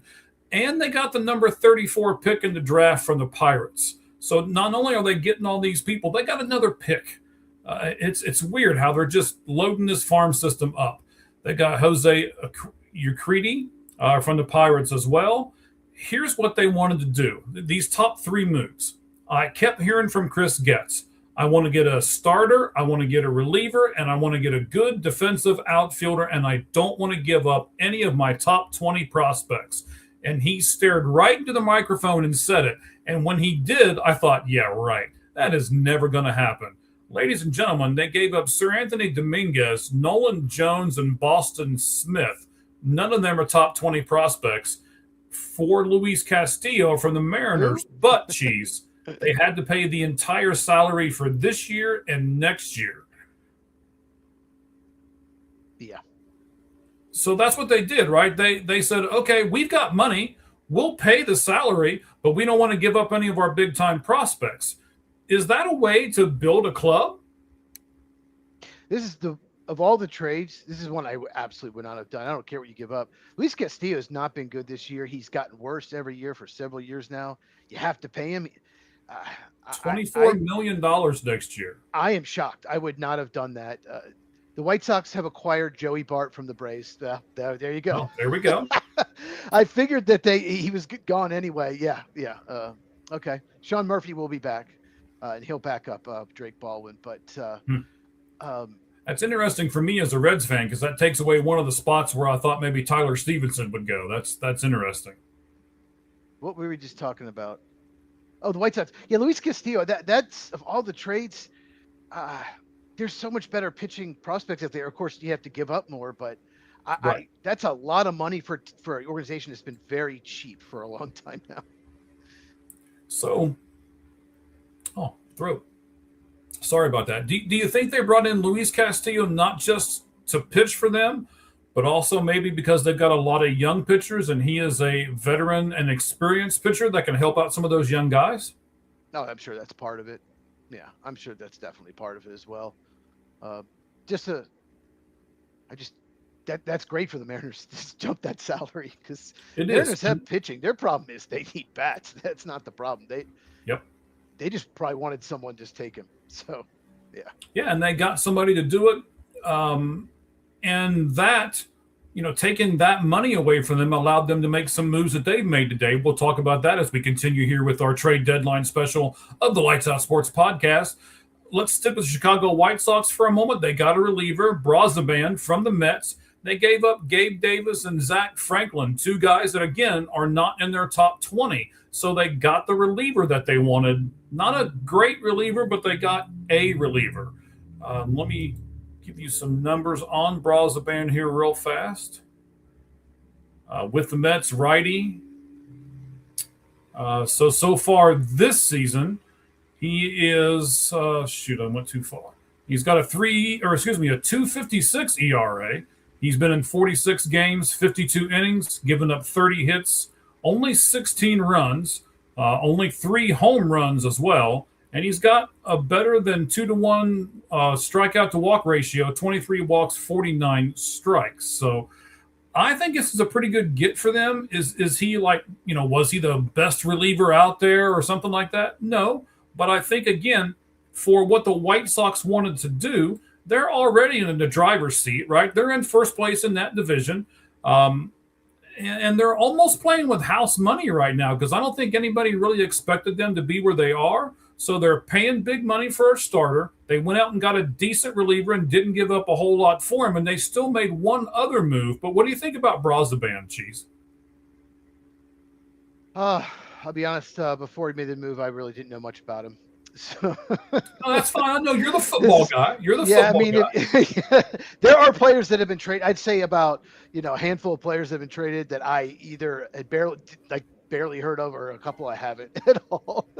So, so I don't know much about him. You can probably tell me much more about him than I can. I just gave you all the numbers. There's no need to really dive into him a whole lot. But I personally like him. Is he going to be a closer? No, but I think he can be one of those guys that eats some innings in the center. He can be your 6, 7, 8 guy, but he's not probably going to be your closer at the end. But again, he's an innings type eater.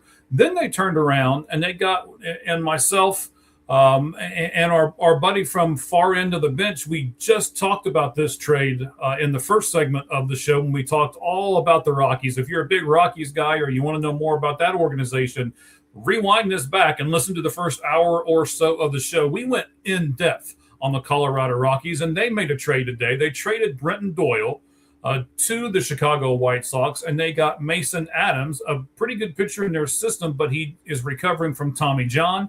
And then they got a minor league kid that's playing in the Dominican Summer League, but is really, really good.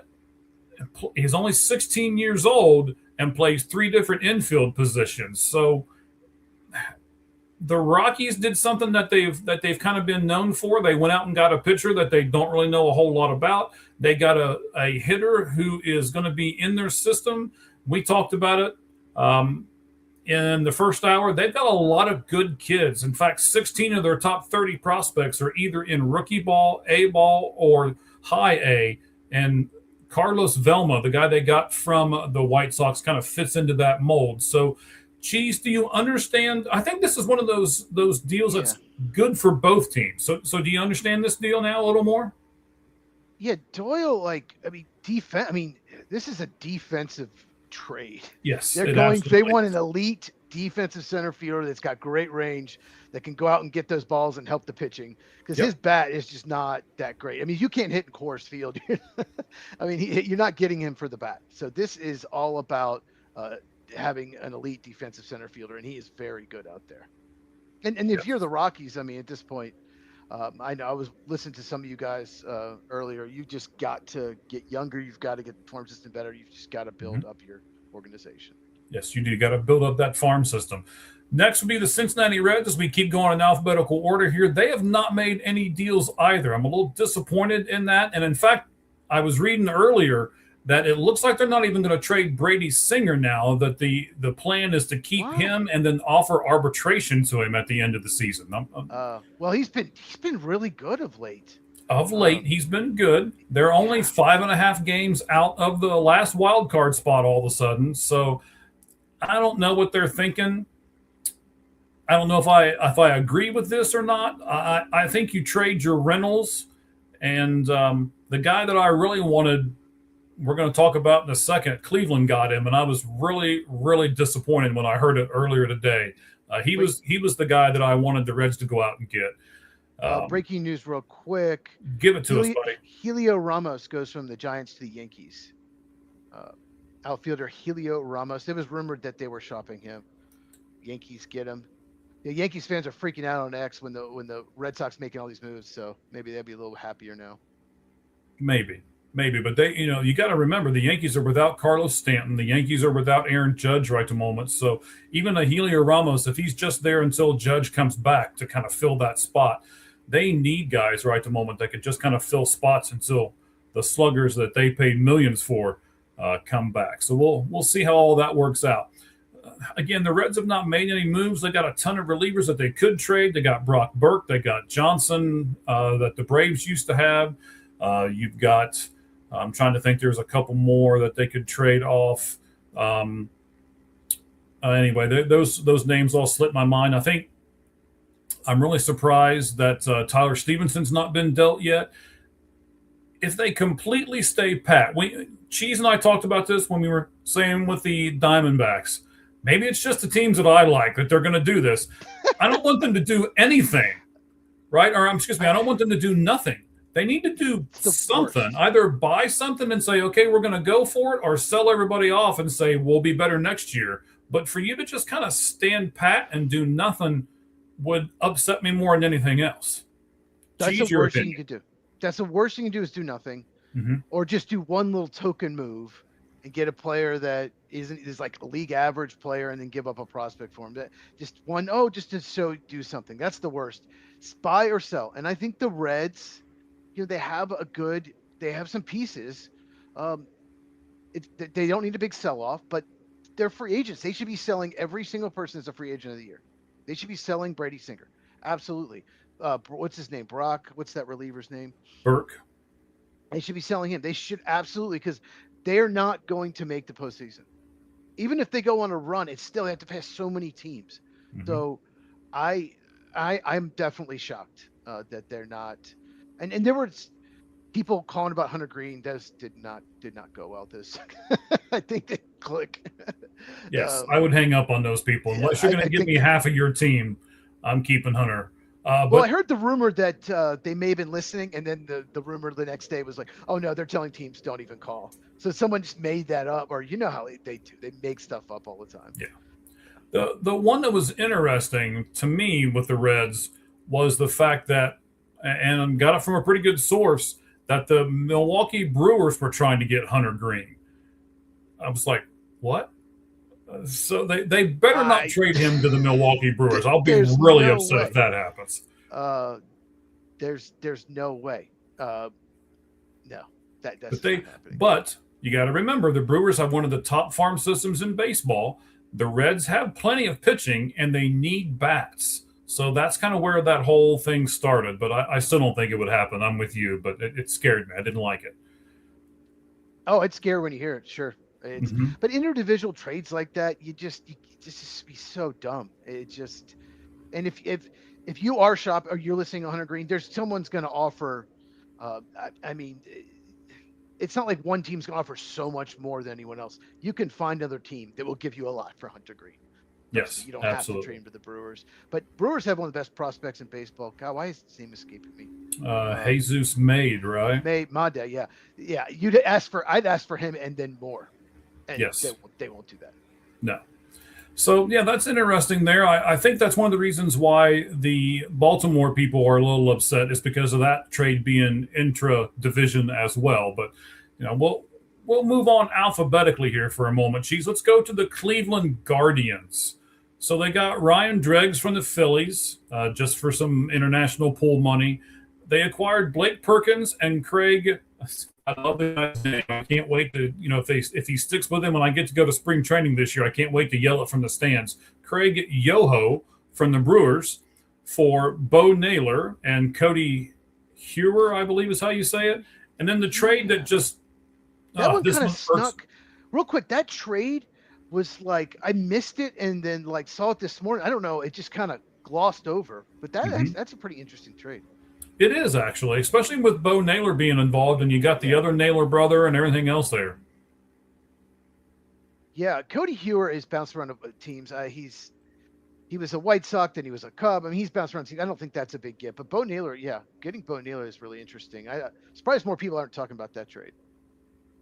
And it may be something you can talk about before it's all said and done. This is the guy that I wanted. He's really good friends with Hunter Green. I've seen them go back and forth on social media and stuff like that. And I thought this guy would be perfect for the Cincinnati Reds. And all the Guardians gave up was Jacob Kozarp, who is a pretty good prospect, a catcher for them. But they got Joe Adell from the Los Angeles Angels of Anaheim. Joe Adell is going to make a big-time splash in Cleveland. I'll get you the stats here. Talk to me about what you think about Joe Adell. Well, Joe Adell, I was going to ask you his stats. That's funny. He was like one of the best. What? I'm going to get him for us. Hang on 1 second. He was one of the best prospects in baseball at one point. I mean, he was supposed to be that can't miss, and he struggled for years, but he kills lefties. He doesn't hit them well. He kills them. Yeah, anytime you bring a lefty up, you can put him in the middle of the order. That's how well he hits lefties. So let's unplayable against righties, though. But well, let's look at his stats, right? So now Joe Adell goes to the Guardians, and now that he is added to the team, he is first in home runs on that team with 16. He's now first in RBIs on that team, 62. First in home runs is 16. Oh, yes. No. They need it back. Their offense is anemic, Cheese. It really, really is. They have one good hitter, Jose Ramirez, and no one else. Okay. Yes. So he all of a sudden becomes first in home runs with 16. He becomes first in RBIs with 62, and he becomes first in hits with 102 on that team. And he's not even hit for him yet. And as you're saying, versus left-handed pitching, he's second in the league in average, 303. He's second in the league in OPS at 909. On base plus slugging percentage, 909. He's hit 10 of his 16 home runs off of left-handed pitching, which is first in the league. And he is first in RBIs off of left-handed pitching as well, 29 of his 62 off of left-handed pitching. So, yes, he hits lefties really, really well. He mashes them, yeah. And if you never know, in the postseason, you could have a 3-game series, 5-game series. The opposing team has 2 lefties, and then becomes a huge get for them. And that's who you wanted, Adell. I wanted Adell for the Reds. I really thought that he would work out. They need another bat, and him and Hunter Green are really, really good friends. So I was hoping that if they would both come aboard, then they would sign both of them to long-term deals, and yay, right? Yeah, it says the Astros have discussed Foster Griffin, but I've heard the Nationals are probably going to hold on to him. That'll be interesting too. And he's Yeah, coming see, I'm off a not looking at horrible anything start. else. So, Cheese, that's all you, buddy. I'm looking at. I'm going alphabetical order here on another website. Actually, I'll mention them. MLBTradeRumors.com. I like the site really well, so that's where I'm at right at the moment. So that's what the Guardians have done. We talked about the Rockies. We'll just kind of glaze over them. We talked about them in the first segment. We'll move on to the Detroit Tigers. They got a guy named Woo Suk Go, WOOSUKGO. Yeah. I'm glad I didn't have to pronounce that. It's not We Suck Go, it's Woo Suck Go.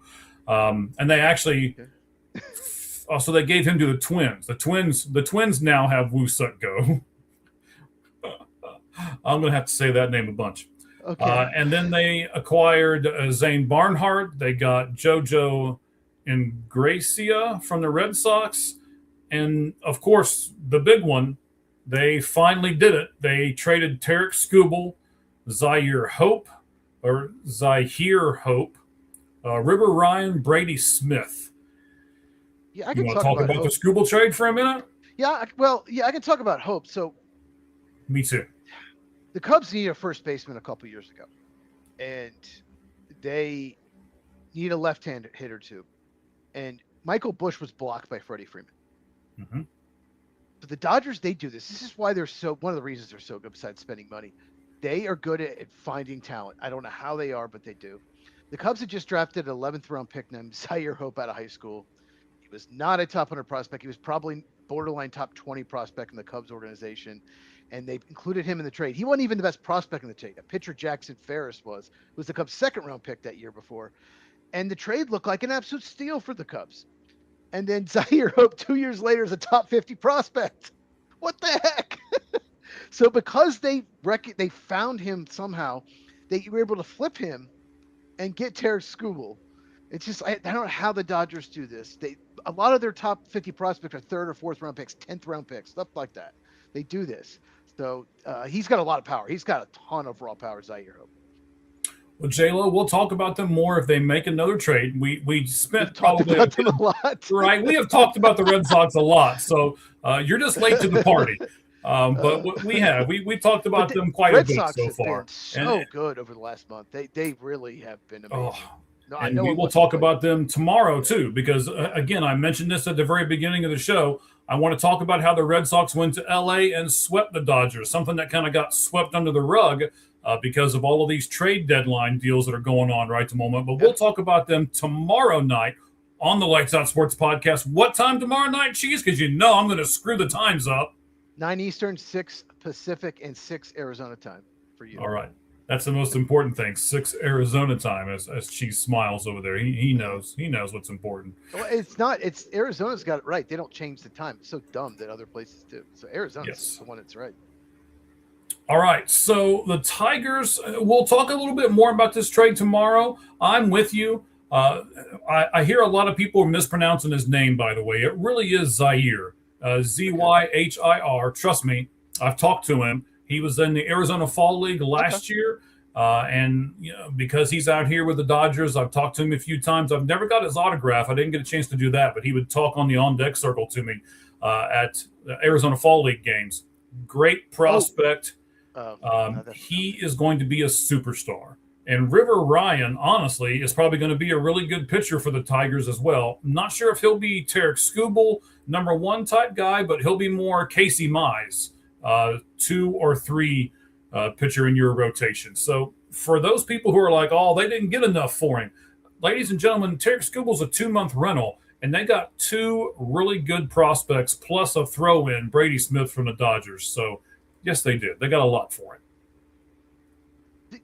So the Tigers, I'm surprised. There's 45 minutes to go, but Kenley Jansen, Gleyber Torres, and Casey Mize, I think, are all free agents end of the year. They need to flip them and get what they can. Casey Mize, the problem with him, he's been so good this year.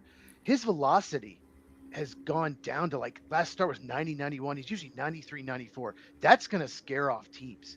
Mm-hmm. But you've got to, obviously they traded Skubal. They're not going to win. Even if they somehow get in the playoffs, which very unlikely, they're not going to win without Skubal. So they need to be shopping those guys and see what you can get for them, because they're not going to give any of them. Maybe Mize the qualifying offer. Not Torres already got one. Jansen, they're not doing it. So I'm surprised they haven't traded more. I'm gonna make this prediction right now. The Tigers will trade Casey Mize and Kenley Jensen to the Arizona Diamondbacks. I'm gonna make that prediction before the end of the trade deadline that trade will happen. Paul Sewald is out as the closer. I watched him give up 5 runs without recording an out 2 nights ago. They're probably going to DFA him. Is that not good? No, that's not good. So they need a starter and a reliever, and I think Detroit can give them both. And I talked about it a couple shows ago. I think I talked about it on the last show when we had our Diamondbacks guy on from Locked On Diamondbacks. I would love to have the first baseman as well. Hang on, his name slips my mind. From Arizona State. Torkelson. Torkelson. Oh, yeah. Torkelson. Yes, I would love to have him as well. All right, let's go Houston Astros, the team that you have the cup for. Tyler Stevenson? What if you think they should trade for Stevenson? No? The Diamondbacks? Yeah, why not? They need a bat. He can play first, right? He could play first, but if you're going to trade for somebody from the Reds, I think you'd rather have Nathaniel Lowe play first base for them, hits lefties really well. That's who I meant. Yeah, it's okay. It's all right. Again, you're the football guy. I'm sharper at night for some reason. It's okay, buddy. It's okay. Yeah, Nathaniel Lowe, that would make a lot of sense, that trade there. How about Brady Singer, Nathaniel Lowe to the Diamondbacks? I'm calling it. Okay. I like it. I like that we're making calls here. That's good. We're putting our GM hats on and we're making our own calls here. Let's move to the Houston Astros for a moment. I'm not going to talk about the 2 bottom trades where they got just cash for people. Let's go with Jaden Fielder from the Brewers for Lance McCullers Jr., who, by the way, they've already DFA'd, and Colton Gordon. Then they got Max Martin from the Royals for Nate Pearson.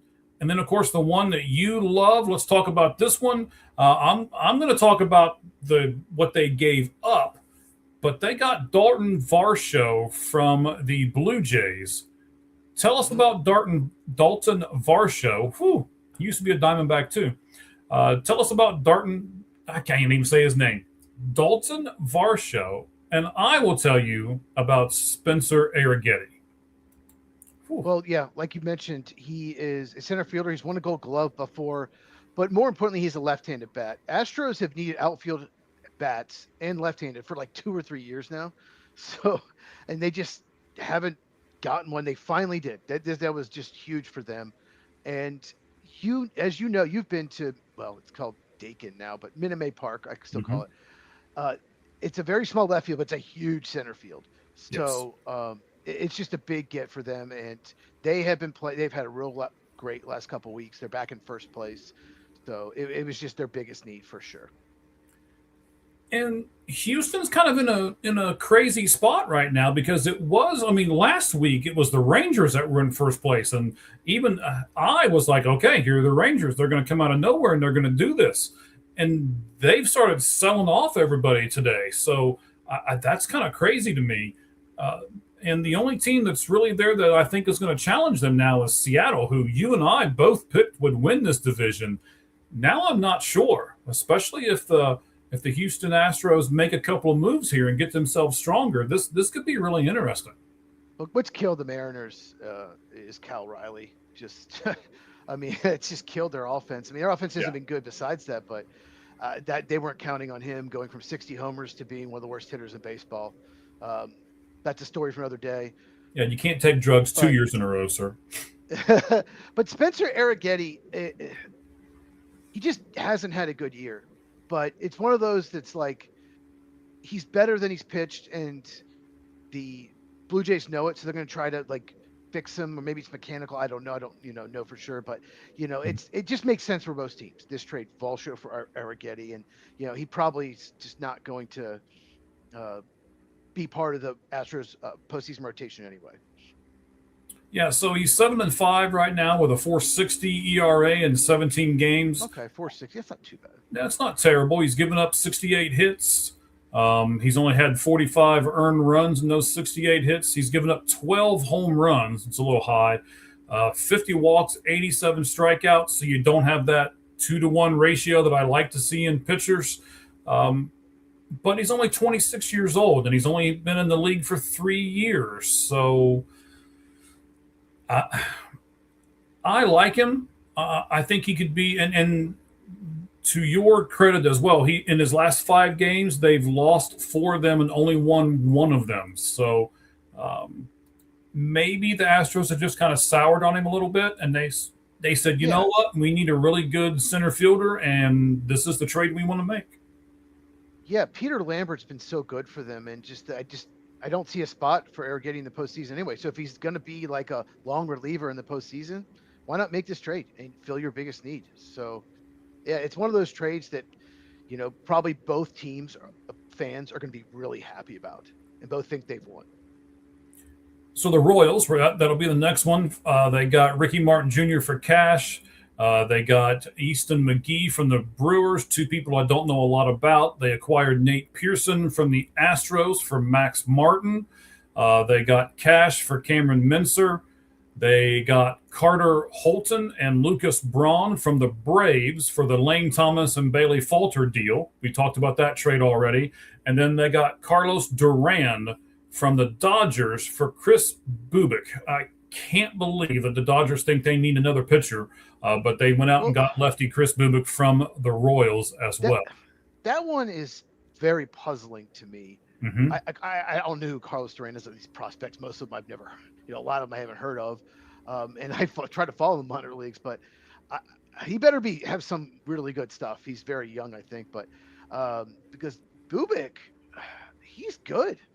I mean, last year he was really good for the Royals. I don't know if looks like he's signed through next year. He's controllable through next year. So yes, they better hope that he's really good. Otherwise, I know Bubic, I think the knock on him is he's hurt a lot. That's probably why they didn't get a huge return. So this Carlos Duran, I'm looking him up here. He's only 17 years old. He's currently playing in the Dominican Summer League. He has a 10.62 ERA. 20 innings he's pitched so far, 31 hits in 20 innings, 32 runs. He hasn't given up any home runs, but he has walked 22 and only struck out 16. So, what? It's like, what? What are you doing, Kansas City? Maybe they see something that we don't see in the stats, but Lucas Braun they got in the Braves deal. Mm-hmm. That's a decent prospect. I think the Braves trade him because I think he's going to end up in the bullpen. The other pitcher, Carter Holton's not been very good. I don't think at one point he was a top 30 prospect. I think he dropped off. But Lucas Braun, I think, could be a really good righty reliever down the line. So I don't think that's, for Lane Thomas and Bailey Falter, that's not bad getting them. But the one Bubic one, I don't know, whatever his name is. Yeah. That one doesn't really make a lot of sense if this pitcher ends up being great. Who knows? He's really young. I'm just surprised. And the Dodgers, he's controllable through next year. So they got a pitcher next year. And good Lord. Right. Let's move to the Angels because the Angels have made some crazy trades. The Angels got some Angels for the Angels. They got Angel Arenado from the Rangers in a trade. They also real quick, I got breaking news. Brewers have acquired Colorado Rockies right-handed reliever Antonio Senzatella. That's a big move for the Brewers. I don't like that at all, but that's really smart for the Brewers. Hopefully they have to give up a lot.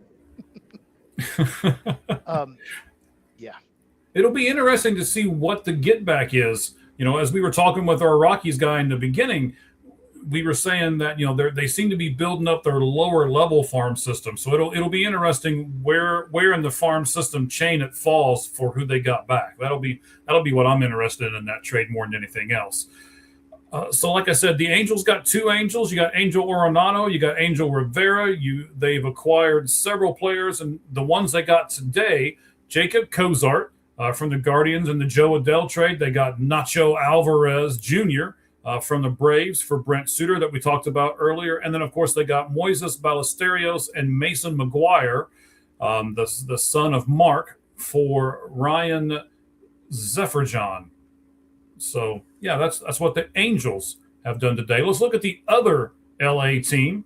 They got Seth Halverson from the Rockies. We talked about that earlier when I was talking with far end of the bench a co-host as well. We talked Tarek Skubal. We've already mentioned that trade.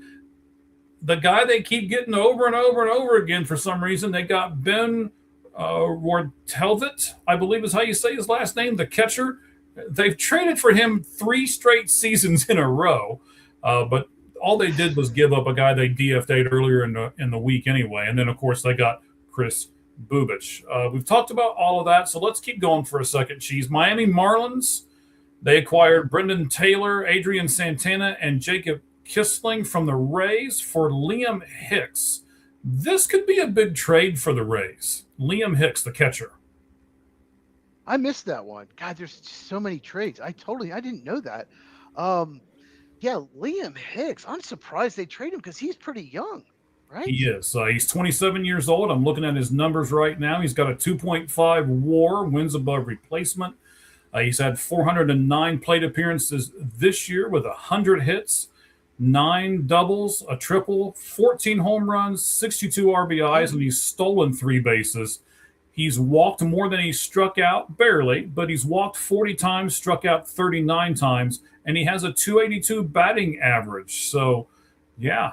I hope they got a big return. I don't know these prospects.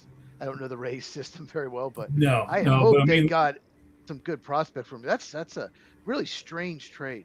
He's a left-handed batting catcher, so the Marlins are like a couple games out of like the wild card, right? Yes, they're there, but are they there? Kind of, they're kind of like the Pirates and the Reds. They're there, but are they there? Like the Twins, Twins too. Yeah. And then we talked about the trade they made earlier for the Cubs. They gave up Braxton Garrett, the move that you have very expertly said it's for next year more than anything else. And they got Jonathan Long and Jace Beck back. Now, we'll move on to the Brewers for a moment. This won't include the new trade. We'll talk about that more than likely here in a few moments. They got Brandon Shoemake from the Astros. They acquired Cash for Easton McGee.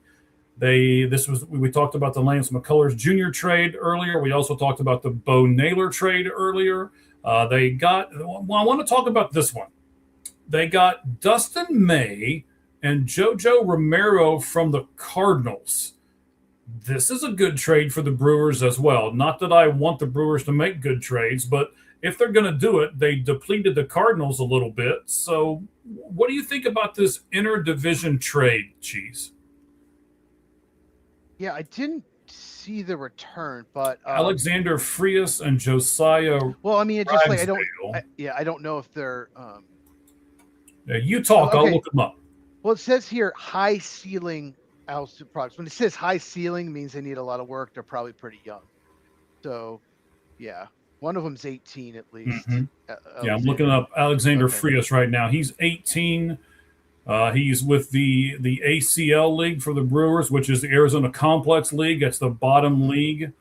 137 plate appearances. He's got 33 runs, 52 hits, 12 doubles, 2 triples, only 4 home runs, but he does have 34 RBIs, and he's stolen 12 bases. So, well, JoJo Romero has been a very good lefty reliever for the Cardinals.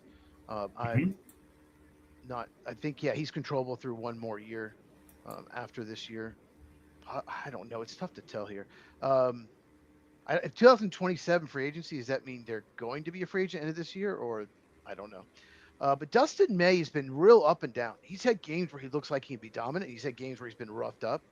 But somehow Brewers take pitchers like that and then make them look like all-stars. So, but he's bounced around Dodgers, Red Sox, Cardinals, now Brewers, like 4 teams in 3 years. So maybe they can get the most out of him. Yeah, so Dustin May, to answer your question, is an absolute rental. He signed let me get the exacts here. He signed a 1-year, $12 million deal with the Cardinals. There is a mutual option, so that means both the pitcher and the team must agree to it. It's a $20 million mutual option. I doubt that would be picked up by the Brewers. So he's truly a one-year deal. And then the other guy that they traded away, both these guys are young. The other guy is 22. He's spent one season in single A, one season in high A, one season this year in double A. He's 26 years old.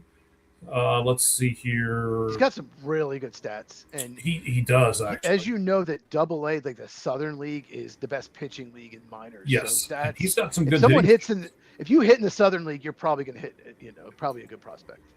Yeah. I'm trying to get the video to close over top. Looks like a pretty good return for two.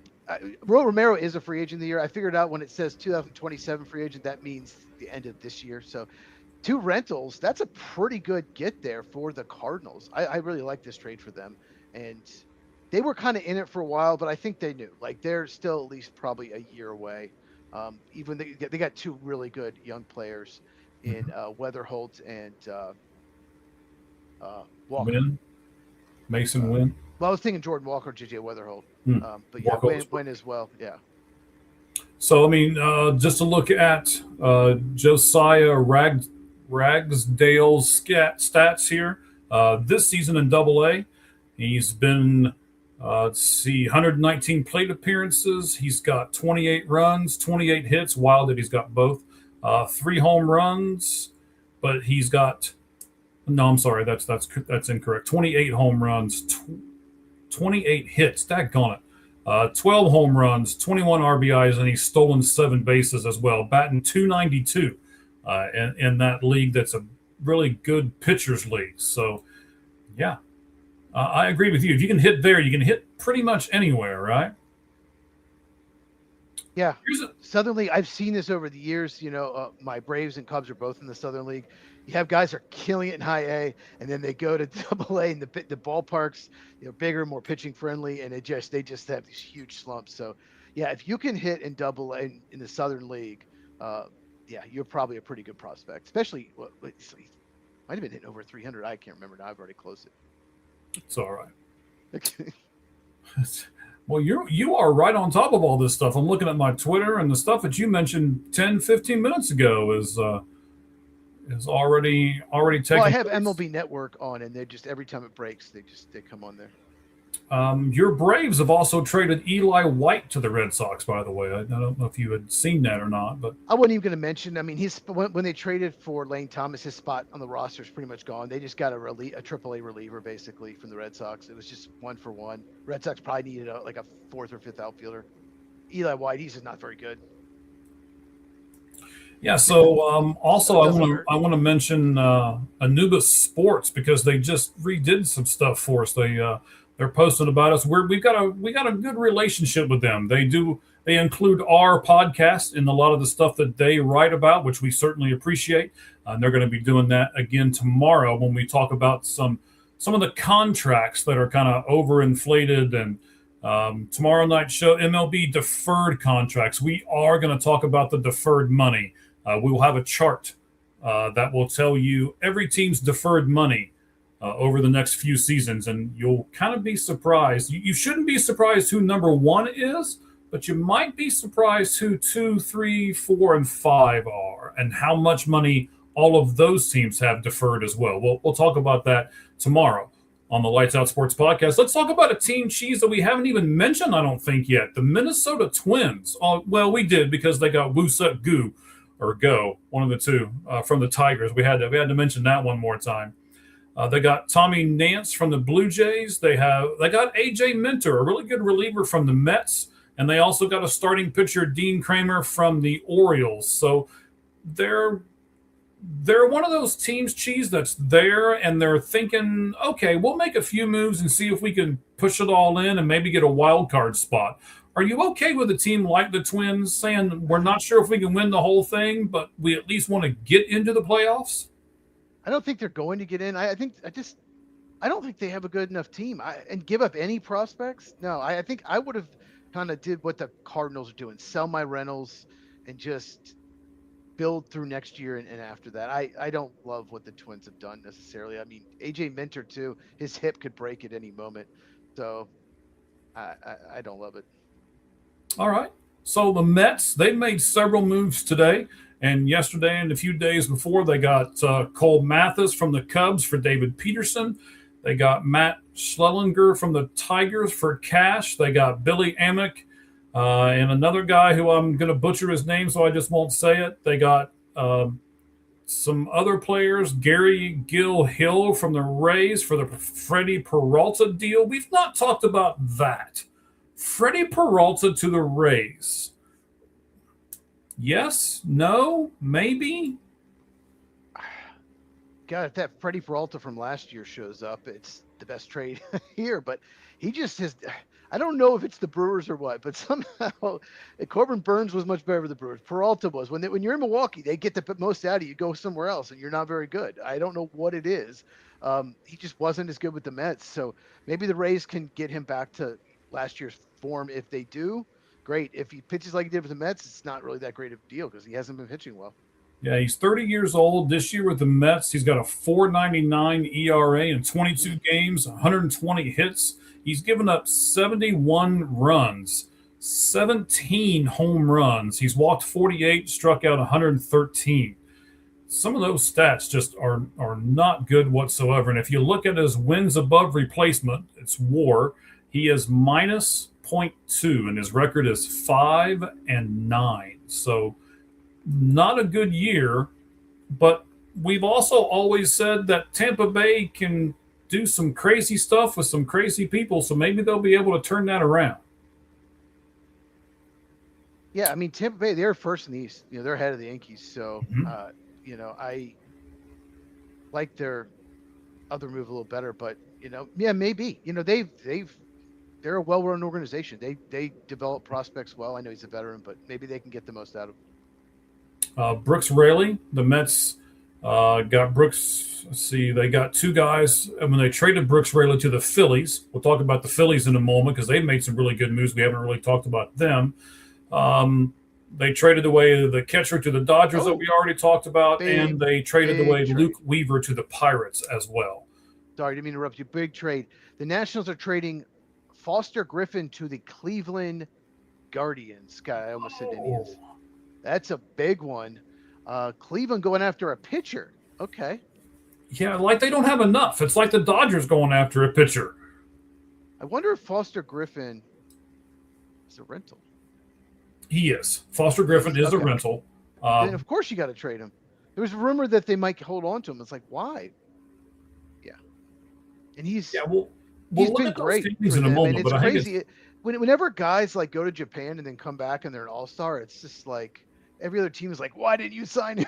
So they basically signed a guy from Japan and flipped him for prospects. It's a good job for the Nationals. Yeah, absolutely. A team I do not like at all. Well, let's talk about this guy. Let me give you his stats first. He's a 2.2 WAR. He in 357 at bats. He's got 101 hits, 20 doubles, 5 triples, 23 home runs, 76 RBIs, and has stolen 4 bases. He's slugging .560, by the way, and batting .283. Do you know who he is? He was traded today. That's not Liam Hicks. I'm sorry? It sounds like something like Liam Hicks, but I know we already talked about him. Luis Garcia Jr. was traded from the Washington Nationals. Yeah. To the New York Yankees. I love that move for the Yankees. I think he leads the National League in slugging. He does. Yes. That's a really good move for the Yankees. Yeah. He doesn't walk a lot. He's kind of a free swinger, but he's lefty hitter, so he probably fits versus a lot of lefties. But he's really good. I like that move for the Yankees. Well, when you say he doesn't walk a lot, he's had 374 plate appearances and he's walked 16 times. So doesn't walk a lot. Might be generous. He does sit versus some lefties. So when he says leads the league in slugging percentage, he's protected a lot. Like I said, he just plays mostly against righties. But still, that's a really good move for the Yankees. I like that. Yeah. And then they gave up Camilo Doval to the Yankees to the Pirates, and the Reds smacked him around his first appearance with them. So we'll see how that trade ends up working out for both sides. Today, the Phillies got Luis Arise and Caleb Killian from the Giants from Mason Rodriguez and Marty Gair, Gair. I'm not sure about the return, but what do you think about this, Cheese? We need to talk about this a little bit. Luis Arise is going to go to the Phillies. And as we discussed earlier, Luis Arise has said, I am only playing second base. So the Phillies are shuffling everything they're doing. Arise is going to go to second. They're going to have their second baseman, Bryson Stott. That's his name. He's going to go to third. Bohm is going to go from third to first. And Bryce Harper is going to go to the outfield. What do you think about a team making all of these moves just so they can add a player at the trade deadline? Twins to acquire Jeff Hoffman. Wow, they probably had to give up a lot. Rockies. Hoffman's really, really good strikeout reliever. He just pitched a complete game yesterday or the day before, one of the two. The Twins have acquired like 8 pitchers. That's what they need. So, I've lost it. Luis Arise. Luis Arise. The Phillies defense stinks. It's probably going to make it worse. It's not a good defensive team at all. I don't like shuffling 4 spots at this point in the year. I know that, Bombs played first before, and I know that Harper was a right fielder for many years, but still, I like the bat. I like Harper. They needed a bat. They really did. And he doesn't strike out ever, so they could use that because they strike out a lot. But I don't like the shuffling around. I think their defense could be a huge problem in the postseason. But Caleb Killian, talk about him real quick. He was a Cubs prospect, came over in the Chris Bryant to the Giants trade, and Cubs were so excited about him. And then he just could not, in AAA, he could not stop walking people. It was all over the place, hitting batters. He lost his control. They gave up on him. Giants we'll take him back again, and they made him really good. And so, anyway, he's been very good this year. He throws really hard. That's a big get. Great trade there for the Phillies. Yeah, they've made some. They've made some trades, and I like what they've done there. Let's see here. I got one more. They also got Brooks Raley. We talked about that from the Mets earlier. So they got the reliever that they needed. They got I'm not going to say a good defender. He's been better this year, has Luis Arise, but he's a table setter. The other part of this equation, Cheese, is who's your leadoff hitter now, Luis Arise, or is it Kyle Schwarber? I would keep Schwarber in there.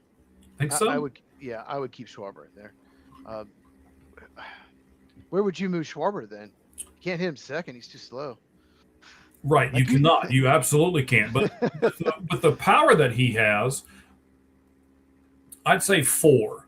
So probably Stott number 2. So you go Arise and then Stott and then Harper and then Schwarber. But then that's 2 lefties back to back, and you want to make sure you get Schwarber and Harper both hitting the first inning. You want to hit them first and third. So I might hit Arias down 5th, and because he'll be in a good RBI spot. He doesn't strike out much. I like guys that 5th or 6th in the order. Like the Cubs hit Nico Hoerner 6th, and he gets a lot of RBIs because he puts the ball in play with men in scoring position. So he doesn't hit home runs, but nothing wrong with hitting a guy that's just a real good kind of hitter 5th or 6th. Because sometimes you just need a single. That's what I'm true. We'll see. But I am curious to see how they'll do their lineup. That it is going to be. I'm curious about a lot of stuff with the Phillies now because you've got a guy in Harper who was willing to move, even though Dave Dombrowski said earlier in the season that he wasn't the leader, and they got that whole thing. I don't know if you saw the comments from Don Mattingly yesterday, basically saying the same thing. We might talk about this tomorrow if we get a chance.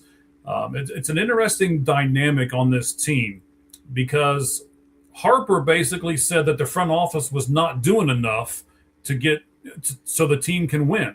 And if you remember from our earlier conversations, Don Mattingly's son is the new GM for them. So when Harper says, hey, the front office isn't doing a lot, then this is now going to be Don Mattingly being the dad taking up for his son, right?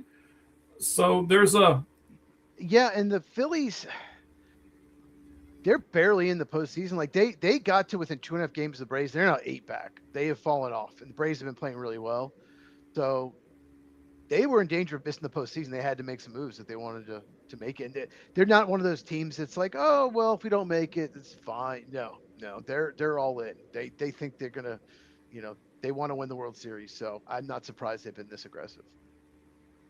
All right. I want to talk about this team for a moment. They got Jonathan Rodriguez from the Orioles for cash. That we talked about this. Camilo Doval they got from the Yankees, and they got Luke Weaver for Sammy Stoffra, something like that. So the Pittsburgh Pirates, Cheese, they got two really good relievers, and they got a wild card that's probably not going to help them this year. But I didn't know this till I started looking at the transactions for the Pittsburgh Pirates. They got Robert Hassel III from the Nationals. They're taking a chance on him, too. We talked about him in the Juan Soto trade last week on our show. Are the Pittsburgh Pirates going for it enough? Or do they realize they're far enough out of it that they're just kind of making their fans a little happy and they're crossing their fingers and hoping for the best? I mean, if you're going for Luke Weaver, you're definitely, do you know much about Sammy Stafura? I had not heard of him, but he looks like he's a pretty darn good minor league player. But he used to be with the Reds. Yeah, I remember when he was drafted by the Reds. Yes, very talented prospect for the Reds. He is in Single A right now in Bradenton, Florida. He's only had 35 at-bats down there for them. Hit one home run. There are not a lot of stats on him. I don't know if he's been injured. Let's see. He got promoted from A to high A in the Pittsburgh organization. So he's listed as the 10th best Mets prospect after the trade. I've got him on a really nice card behind me on the shelf back there that I got him before he left the Reds organization. So it looks like he's got some power. He's got tools. He can run fast. He's got power. So he's very toolsy. So he's one of those players that has a high ceiling. Yeah. Yeah, 909 fielding percentage at shortstop.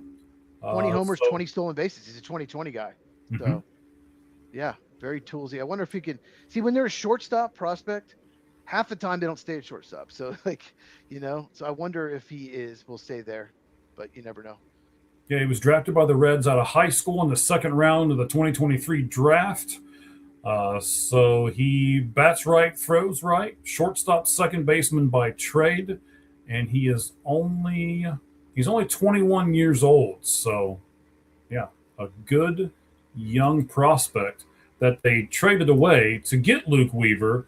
But that kind of tells you that they're giving up a little bit on some of their kids and they're trying to win now, right? Yeah. Yeah. I mean, they have a good farm system. Well, it's not as good. A lot of pitchers have graduated, but they had a really good farm system, one of the best in baseball for a couple of years there. So maybe they think they can, trade from their depth. But it said he was traded in the keeper on Hayes deal. Okay. So he was in the he was traded last year at the deadline. Okay. Yep. Yeah. He sounds like he's got a high ceiling, but kind of a low floor. Like he's toolsy, but he strikes out a lot. Will he put it together in the majors? There's a lot of, you've seen those prospects come through. A lot of homers, a lot of stolen bases, tear up the minors and they get to baseball and they're at 210 and strike out 37% of the time. I'm not saying he will, but it just sounds like he's that kind of boom or bust prospect. Mm-hmm.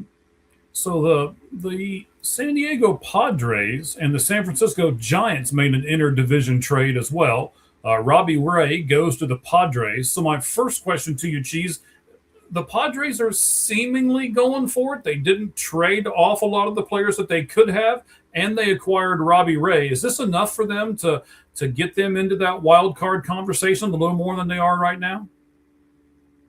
The Padres remind me of the Cubs, was it 2 or 3 years ago, where they were going to sell, and then they went on this huge run in July, this hot winning streak to get back in it, and they decided to buy. And then the Cubs decided to buy, and they should have sold. I knew they weren't going to win it. They didn't make the postseason. The Padres, I'm not saying they won't, but if they don't make the postseason, they had some really valuable assets to trade. So, only so many teams can make the postseason. Some of these teams that are buying are going to not make it. If the Arizona Diamondbacks don't make a move, they're probably not going to make it. But so the Padres are kind of stuck. Their lineup has been disappointing. I don't know what to do. I just don't know if they're good enough to go to the World Series. I don't know if they are. It's kind of been a theme. We've talked about a lot of the returns. So the returns for the Giants, a 17-year-old shortstop, and the other guy, that's Hernandez, Yonel Hernandez is what I'm going to say. And then you got Miguel Mendez.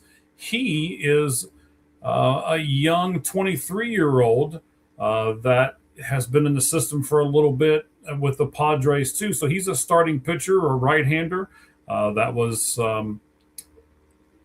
He's actually on the 40-man roster. So they must think a lot of Mendez, and that was the return that the Giants got for him. I'm not real big on interdivision trades. There were a lot today. There were a lot. There were several today, and I was a little surprised at those. So they got the team that's selling has to not care, because the team buying they'll buy from anyone. They just want to get better. But the team that's selling, the only way you do interdivisional trade, Lars Nootbaar to the Diamondbacks. There you go. But before we talk about that, but the team selling has to just not care, or like the Cardinals must have thought the Brewers gave them way more for May and Romero than anyone else. That's when you make them, but I guess they did. But Lars Nootbaar to the Diamondbacks. What do you think? Interesting. They need an outfield. Talk to me. Is he left or right-handed? Because I can't remember. I know he's a left fielder. I thought you asked me right. I think he's a left fielder.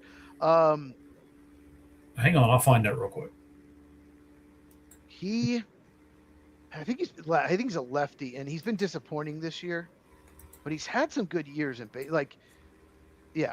he's had some better years in the past. He was a 3-win player in 2023. He's been hurt this year, but he is a lefty outfield bat. Yeah, he's only batting .234, 3 home runs, 16 RBIs because he's been hurt for the majority of the season. Right. But here's the thing, right? So let me get his name. Oh, Kepler. I don't need to look it up.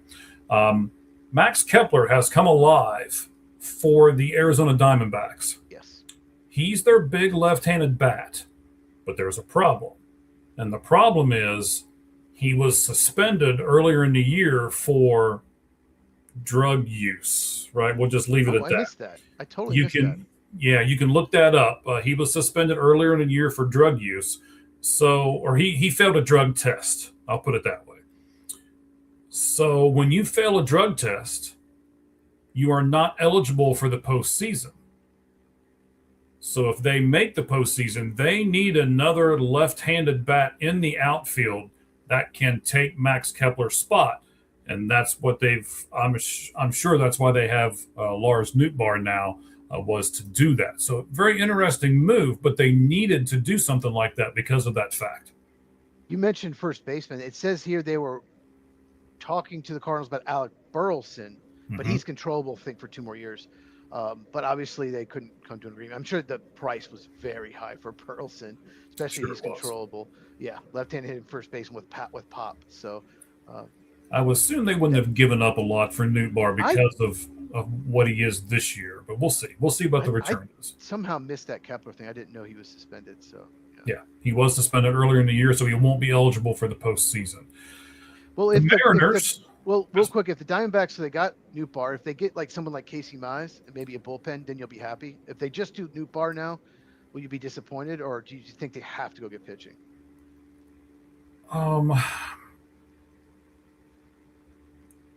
They have 6 minutes. Although some are on an ounce till like 30, 40 minutes after, but Right. Some of them, but we'll stay on the air for a little bit longer, guys, because we are, let's take a look here. We are trending really well here on X. We got a lot of people with us right at the moment. I haven't looked back at it. Hope there's no, we got we did it, buddy. Over 300 people right now with us live right here on the Lights Out Sports Podcast. This is our trade deadline special. Even though I spelled special wrong, I am special because I spelled special wrong. I spelled it Spcial. Yes, I just now noticed that. Stop laughing at me over there. I was getting stuff put together here for this, but we're going to do another great show on Thursday, Cheese. We'll talk about that here in a little bit, and we're going to do a great show tomorrow as well. But let's continue to do this here.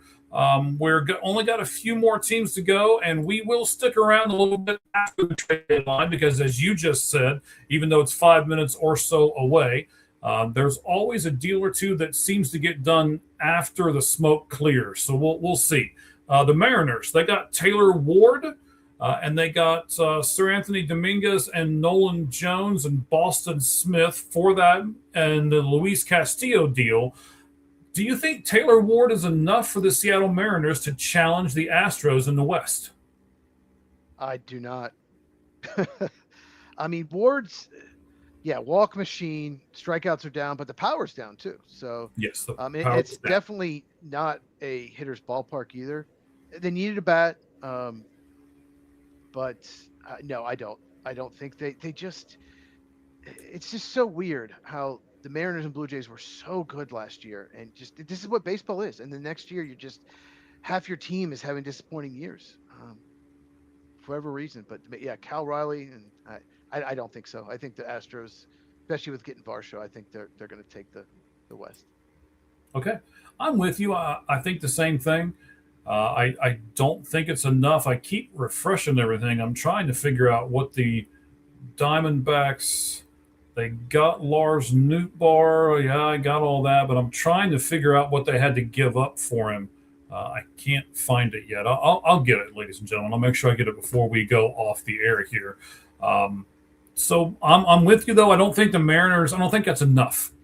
And I think that when you're a team that says, okay, we're going to go for it. We traded Luis Castillo. We got some financial flexibility, but yet all you got back was Taylor Ward. And as you're making and wheeling and dealing, I think the Mariners are another club who may do something here right at the end. That wouldn't surprise me at all. So we'll keep our eyes and ears out on that. We talked about the Cardinals. They just made the deal, Lars Nootbaar to the Diamondbacks. They also traded Dustin May and Jojo Romero to the Brewers as well. We talked about Tampa Bay and their trade for Liam Hicks. They also got Freddie Peralta. So the Tampa Bay Rays making a couple of moves. The Rangers, a club we haven't talked about, they traded away Josh Smith. And they got Adam Mako, Macko, for him. They also got Logan O'Hoppe from the Angels in a trade. I really think that he will be a good player for them long term here. Of course, the catcher, right-handed throwing catcher. Real quick, Jacob deGrom apparently invoked his no trade clause. Yes, he did. We will talk about that tomorrow. Do you know where he was going to be traded to? Atlanta Braves, yes. They had a deal already worked out, and we will talk about that tomorrow. Interesting. Do we like players having no trade clauses? Do we like players having 10-5 rights? And Cheese and I will go into that subject tomorrow on the Lights Out Sports Podcast. What time tomorrow, Cheese? 9 Eastern, 6 Pacific. When he signed with the Rangers, the Braves were second. Like, he almost signed with the Braves.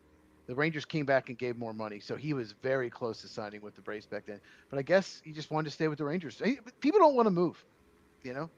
That's what it is. He didn't want to move, probably. Well, there's family life. There's kids. Yeah. There's, yeah. So it'll be interesting. I thought Logan O'Hoppe was a little bit better than this. He's only batting .209, 17 walks, 16 strikeouts. He's only got 23 RBIs for the season. Only 4 home runs. Okay. Maybe that wasn't as great a trade as I thought it was for the Rangers, but the Toronto Blue Jays. Breaking news. Sorry. Nathaniel Lowe has been traded to the Cleveland Guardians. To the Cleveland Guardians. That's interesting. Cleveland, another bat for Cleveland. And it's, Nathaniel Lowe's got such a low salary, so he's very tradable. You can use that to get a little more prospects for him. Yes, you can. Huh. Very interesting. Yeah, the Jeff Hoffman Reds, good for the Reds. They should. Jeff Hoffman was traded to the Twins. Yeah. Twins just they have traded for like 4 or 5 pitchers, and I thought they were going to be sellers. I really did, but they're going Now, for this it. is an interesting possibility here. I'm reading. It's not a trade that's happened yet, so let's not go there. But it says the Giants are nearing a deal to acquire Marcel Mayer from the Red Sox. He's an interesting prospect as well. So let's see. There's a couple of different things. So yes, they've got. You're right. Cleveland's got Lowe trying to chase down the Red Sox. Yeah, a lot of the stuff that I'm trying to get what's coming back. So let's see here. Versus left-handed pitching, Lars Nootbaar. Let's look at his numbers here. Versus left-handed pitching, 133, 250, 233. Ouch. Versus right-handed pitching, 258, 354, and 383. Much better. Yes, but not great. So, that's interesting. He Okay. has been banged up. He's had better years in the past, so we'll see. We'll see what they gave up. But there are some people, Cubs fans on X, that are not happy that they gave up Jefferson Ross for 2 rentals. But Rojas doesn't walk a lot, and he's hitting in Double-A. He's probably not going to stay at short, and he's pretty much blocked if you're at second or third base. So I don't have a problem with it, but some Cubs fans are. Kirby Yates has been traded to the Pirates. Pirates again going after pitching. Yeah, I was hoping Kirby Yates would come to the Diamondbacks. I thought that was a really good fit for them. I'd said that earlier. For those of you who, I guess he's going to close. who are Reds fans, They've had trouble with finding a closer this year. This might be a reason why the Reds shouldn't, or why the Reds should trade players off. Breaking news. This is their September schedule. San Diego for 2 games, then a day off. Milwaukee for 3. All of those are at home. Then they go on the road and they play the Dodgers for 3 with an off day, Milwaukee for 3. Then they come back home and play the Dodgers for 4 and Chicago for 3. Then they go on the road again and play 3 in Atlanta and 3 in Toronto. Holy crap. That's a schedule. We have a trade. They're just flying in now. Casey Mize has been traded. Come on. The Padres. No! The San Diego Padres are going for it. They just traded for Casey Mize. That makes a big difference as far as the Padres go. So good for the I haven't heard about Jansen, but good for the Tigers. They should be trading every single rental. I just don't understand why some of these teams that are clearly not making the postseason, that just sit tight and don't trade their rentals at least and get better. If you're mediocre or below average, you're not going to get better. One way to get better is get younger, get better prospects. So, and I think you agree with me. I know you do. Mm-hmm. You know, if you're like in the NFL, if you're not a good team, like there's no reason to win your last 5 games and pick 17th when you can pick 7th. You know what I mean? So the higher, the better. Baseball's the trade deadline is different. It's the best day. It's the best trade area of any sport by far. There's no other sport that has a trade deadline like baseball because you have the minor leagues. Mm-hmm. All right, that's interesting. I'm sure there might be a few more here, so we'll stick with it for a minute. I want to talk about an interesting team that I can't decide what their plan is either, and that's the Toronto Blue Jays. They got Spencer Arrighetti. They got Josh Smith. They also got the really good pitcher Jose Soriano from the Angels. But yet, that was strange. Yes, they're not making the postseason. Strange. They're not making it. Like they're way back. I mean, you have to. Well, Soriano is under control for a few more years.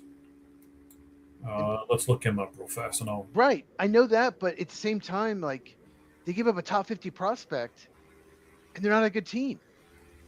A pretty darn good prospect. Right, Soriano's 27 years old, and he won't be a free agent until 2029. So I get why they get a guy like that. Yeah. now they've got Spencer Arrighetti too. So they really added 2 high upside pitchers. Is that how we want to call it? Yeah. But They then did. they traded I away just Gossman. traded away a pretty darn good bat, top 50 prospect. Yes, the shortstop. But the 2 people they got for Gossman are just they're high floor type, probably 4th outfielder / utility infielder types. Like that's what they got.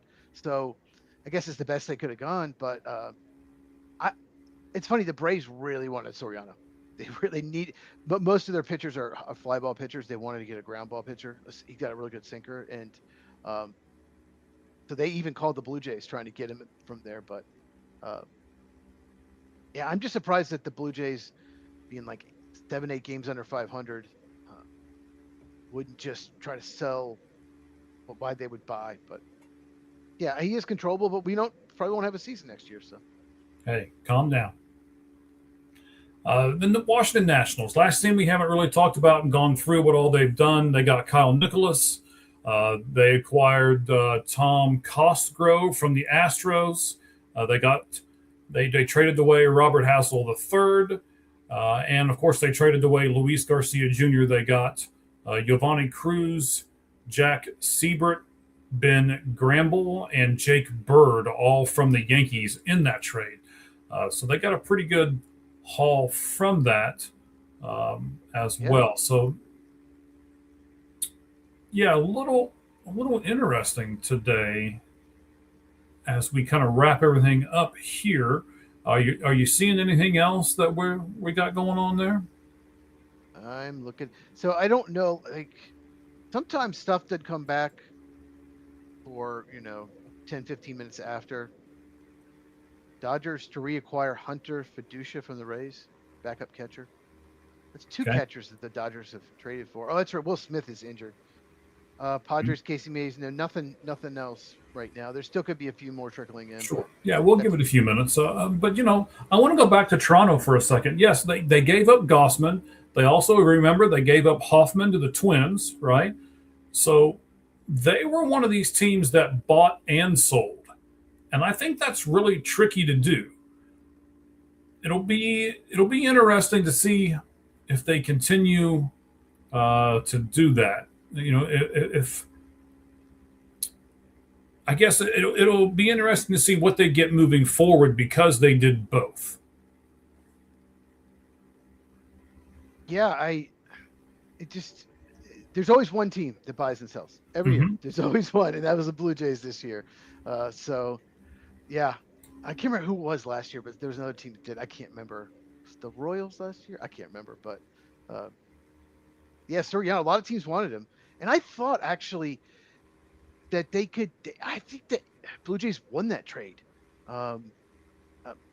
It felt like they gave up a top 50 prospect, yeah, but then the other 2 prospects weren't like highly rated. Maybe the scouts think differently. So I thought they get top 50 and then another player that was like top 10 prospect in the organization, and they didn't even get another top 20 in the Blue Jays organization. So I was a little surprised that they didn't get more for him. I was surprised by that trade overall. It's just such a strange trade for the 2 teams. This will be interesting tomorrow when we rank these top 6 teams on each side. There's a lot of teams that got better. There's some teams that did not get better. There are. They had an opportunity.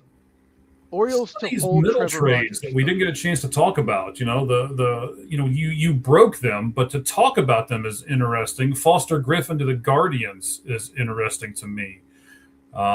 Antonio Senzatella to the Brewers is very interesting to me. Hang on. The Pirates, another reliever. They got Lake Botcher from the Marlins, who's having a very good season, misses a lot of bats. So the Pirates knew their bullpen stunk. Dennis Santana was supposed to be their closer, and he's not even on the team anymore. They got rid of him. So, yeah, they went out and they have gotten a lot of bullpen help. So the Pirates, even though they wouldn't make the postseason ended today, they went and fixed their biggest flaw, and that's bullpen. So good for them because they usually don't go out and do stuff like this. Yeah, so what they gave up to the Rockies, Mark Manfredi, is a left-handed reliever. He's in AAA for their club right at the moment. And then they gave up Juan Martinez. He is a guy who can play second, third, and left.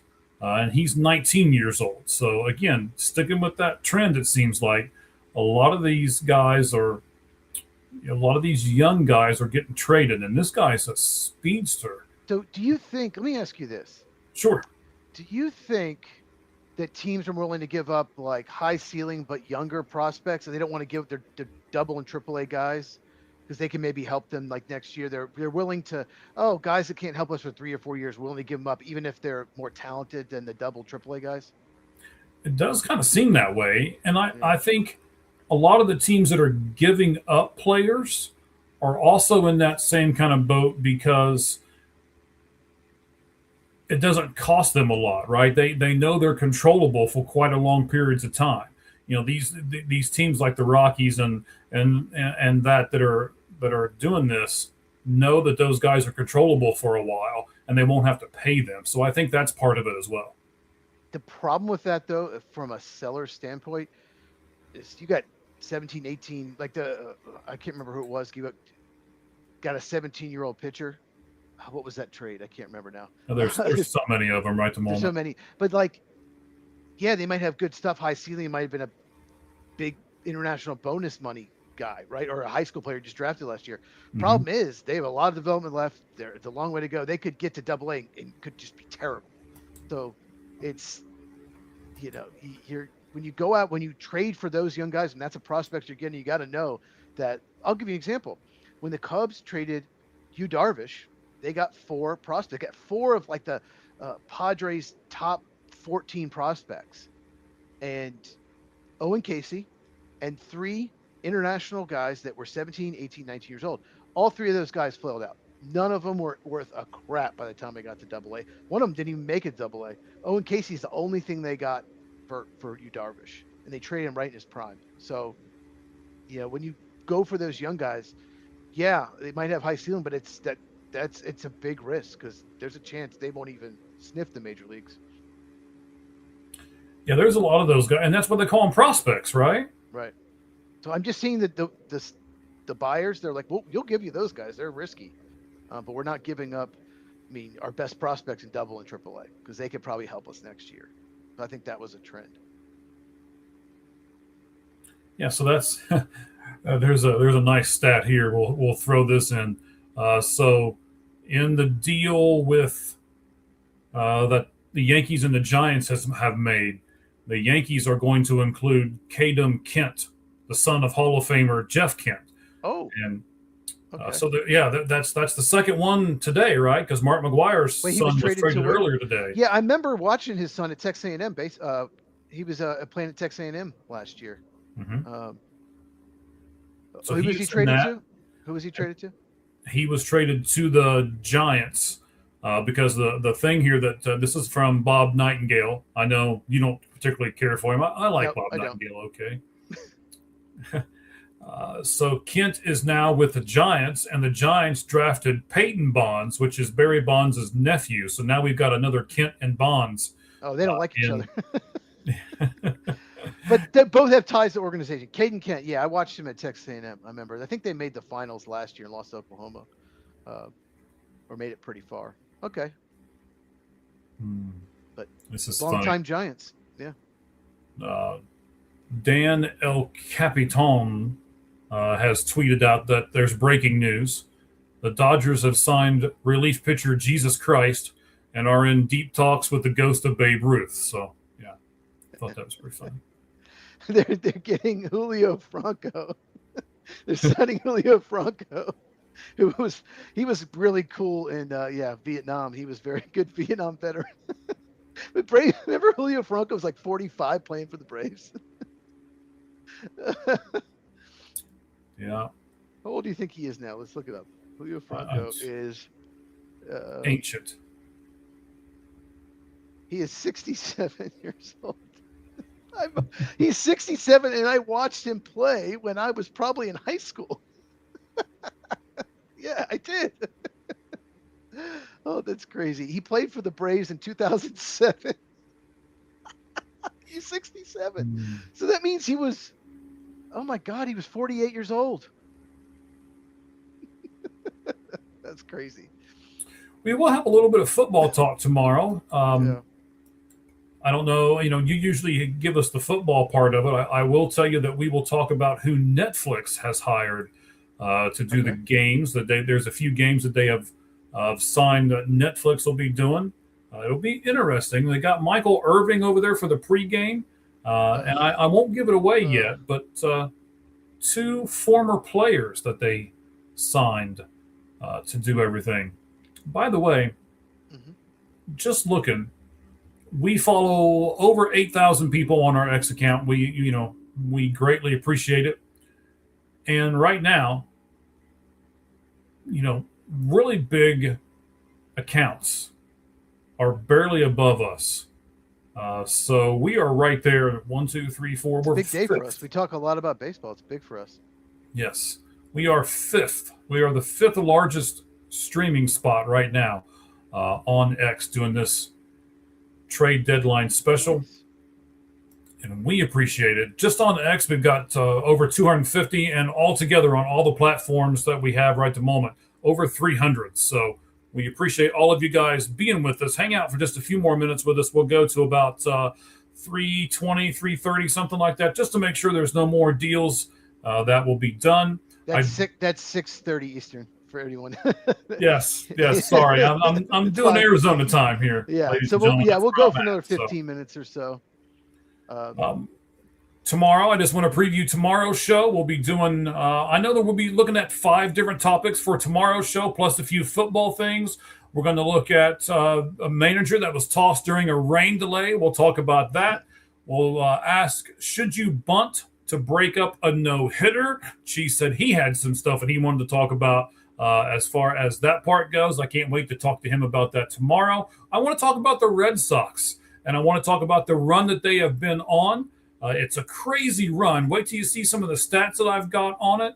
And they went to L.A. and just swept the Dodgers in 3 games. Are the Dodgers getting cocky? I want to talk about the Dodgers 1, 2, 3 starters. Who would that be? What about their deferred money and also other teams' deferred monies? We'll look at all of that. And believe it or not, the Dodgers starters, just the 5 starting pitchers, there's more money invested in them than several teams in Major League Baseball put together. So we'll talk about the money situation. And I want to play Dodgers, Devils, advocate tomorrow. Should be interesting. We'll look at the top 6 teams now that the trade deadline is over at that point from both the American League and the National League. That'll be fun to rank those. And then there was a guy today who decided not to be traded to the Atlanta Braves. He invoked his no-trade clause. So we'll talk about it. Do we like no-trade clauses, and do we like players having 10 and 5 rights? We'll explain what both of those things are and talk about them more tomorrow on the Lights Out Sports Podcast. Coming your way. Hit that bell. And what else do they need to do, Cheese? Subscribe. That's it. Hit the bell to our YouTube channels and our X. Mine is Football Cheese, CHEEZ. And yeah, follow us on X. What is your X again? At All Gloves Off SM, because we got to shorten it down. That's why Cheese has to shorten his down a little bit too. So, yes. So go to our YouTube, All Gloves Off Sports Media. It's all spelled out. Go to our X, All Gloves Off SM. We also, of course, want to thank our guest from earlier. I took everything off the screen here. If you'll give me a second, I will make sure that I get his name correct. I want to make sure that I do that. You said no trade clauses, so apparently Kevin Gausman has a no trade clause with the Blue Jays. This is the most random list. The Cubs weren't on it. That's why he was traded. Listen to this list. I don't think I've ever seen a list that's more random than this. The 8 teams he was not allowed to be traded to: Reds, Brewers, Tigers, Mets, A's, White Sox, Pirates, and Mariners. That is the most random 8 teams. There's nothing about those 8 that are the same. Give me the 8 teams again. Reds, Brewers, Tigers, Mets, A's, I get A's. Who was played Sacramento? White Sox, Pirates, and Mariners. Why Mariners? Why don't you want to go to play for the Mariners? It's a I don't pitcher's know. The park. Mets and the Mariners, they don't belong in the rest of that group. I mean, I get, the White Sox are good right at the moment, but possibly when he signed the contract 2 or 3 years ago, they weren't. The Reds, I get. The Pirates, I get. But like the Rockies is not included in there. So if you want to say I don't want to go to a bunch of bad teams, I mean, and if you didn't want to play a big market like New York Mets, well, you didn't put the Yankees, right? So yeah, no Rockies. Pitcher did put Rockies in there, but Tigers and Mariners, which are pitching parks. Okay, but anyway, since the Cubs weren't on it, he was able to be traded there. A friend of mine sent that to me. I'm like, okay, interesting.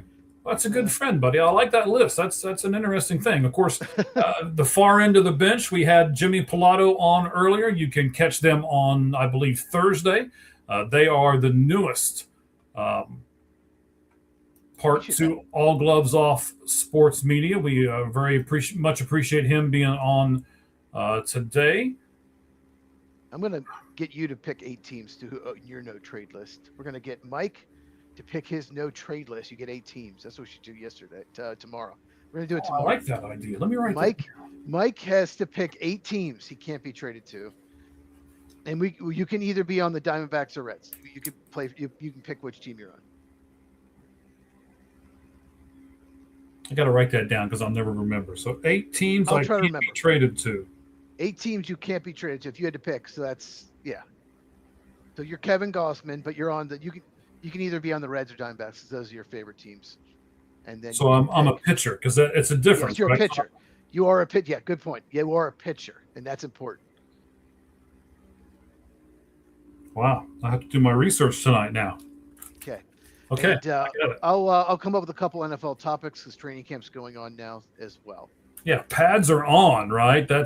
Yes. And you know what? I just got something else. I see it on a couple of spots here. I'm looking at a bunch of different things. I'm going to write this down too. We're going to come up with let's do 3. The top 3 players that were not traded at the trade deadline. The one there's another Angel pitcher that I thought for sure would be traded. Yeah, Reed Detmers, right? Yeah. I have a Reds trade, 2 and outs. Go ahead. They traded Caleb Ferguson to the Cardinals, exchanged for $250,000 of international bonus money. The Reds have gained $250,000 international bonus money for Caleb Ferguson. Tell me about Caleb Ferguson. I do not know him much. Reliever. He was on the Mariners last year, it says here. Leave it to my friends to call me while I'm still doing the podcast, and he's messaged me about the podcast. Yeah, won't you guys put comments? I don't understand why you won't do it that way. Anyway, so Caleb Ferguson, age 30, born in Columbus, Ohio, originally drafted by the Los Angeles Dodgers, by the way. This season, I hate it when we go to these spots and then the videos pop up. It just annoys the snot out of me. Caleb Ferguson. 4.01 ERA in 26 games. He's pitched 24 2/3 innings where he's given up 26 hits, 11 runs, 3 home runs. He's walked 11 and struck out 22. 11's that's a lot of walks for 24 innings. Yes. But what I don't know what the Cardinals are thinking because they're obviously selling. Why give up? Why just get? This is great for the Reds. Here, he's a free agent of the year. Here's $250,000 international bonus money. I don't understand. Maybe the Cardinals didn't use up their whole bonus. That's a strange trade. It is, especially one that comes in like right at the deadline.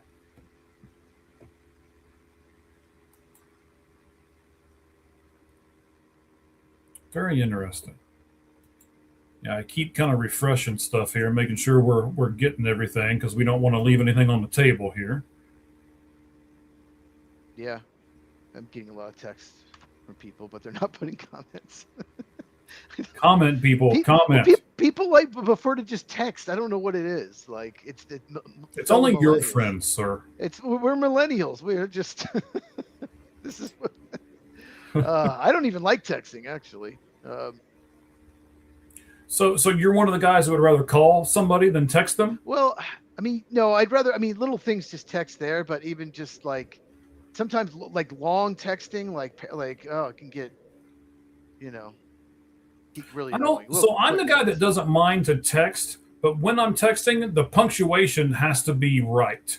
I'm not one of those guys that just does run-on sentences and all this kind of stuff just to hurry up and text something. The commas have to be in there, the periods. If I'm really on to something, it's an exclamation point at the end and all of that. Yeah, anyone watching, like, listen to the comments. Do you like what your team did? Tell us your team. I wish the Braves had gotten a number 2 starter. Obviously they tried to trade for. Oh my God, I just lost it. The Rangers guy. They were in on Jose Soriano, and he was traded to the Blue Jays. Those were the 2 targets. Was Soriano and oh my God, longtime Met. I can't think of his name. Yeah, hang on. We're both having brain farts here. It's the end of the show. We've been on here for a while. Both of them would be like their number 2 starter in the postseason. That's what they need. They have Chris Sale, and it's a shame that they weren't able to get a starter. But unless something comes through, I still can't think of the name. Yeah, I'm working on it. I don't know why. Jacob deGrom, of course. Okay, God, of course. Yes, there we go. Yeah. Now, did somebody text you that? What? Did somebody text you that answer? No, it just came to me. Oh, okay. No. I was just trying to think of his name. Longtime Met, but he almost signed with the Braves. In fact, the rumor is he was going to, and then the Rangers came back and said, "Here's 185 million." And he's like, well, "Okay, well, I can't turn that down," But, yeah, we'll talk about the Dodgers as well. And you said you're going to play Dodgers Devil's Advocate. Yeah, because I really think that there's a lot of people who are giving the Dodgers crap because they went out and got Derek Skubal. Well, not to give too much of it away, but they're trying to win too. There is nothing that says that they should not win. I know that, myself included, I don't like it when they basically buy a team. The Yankees did it for years, and I can't stand the Yankees. And now the Dodgers are doing it. But I also want to play devil's advocate and say, hey, there's nothing wrong with what they're doing. Well, I'll give the fan perspective tomorrow because I'll give that perspective. All right, I like it. So we can be offense and defense tomorrow, or we can It's one of those things where they've become, like you said, the Yankees. The Yankees were the most hated team for years.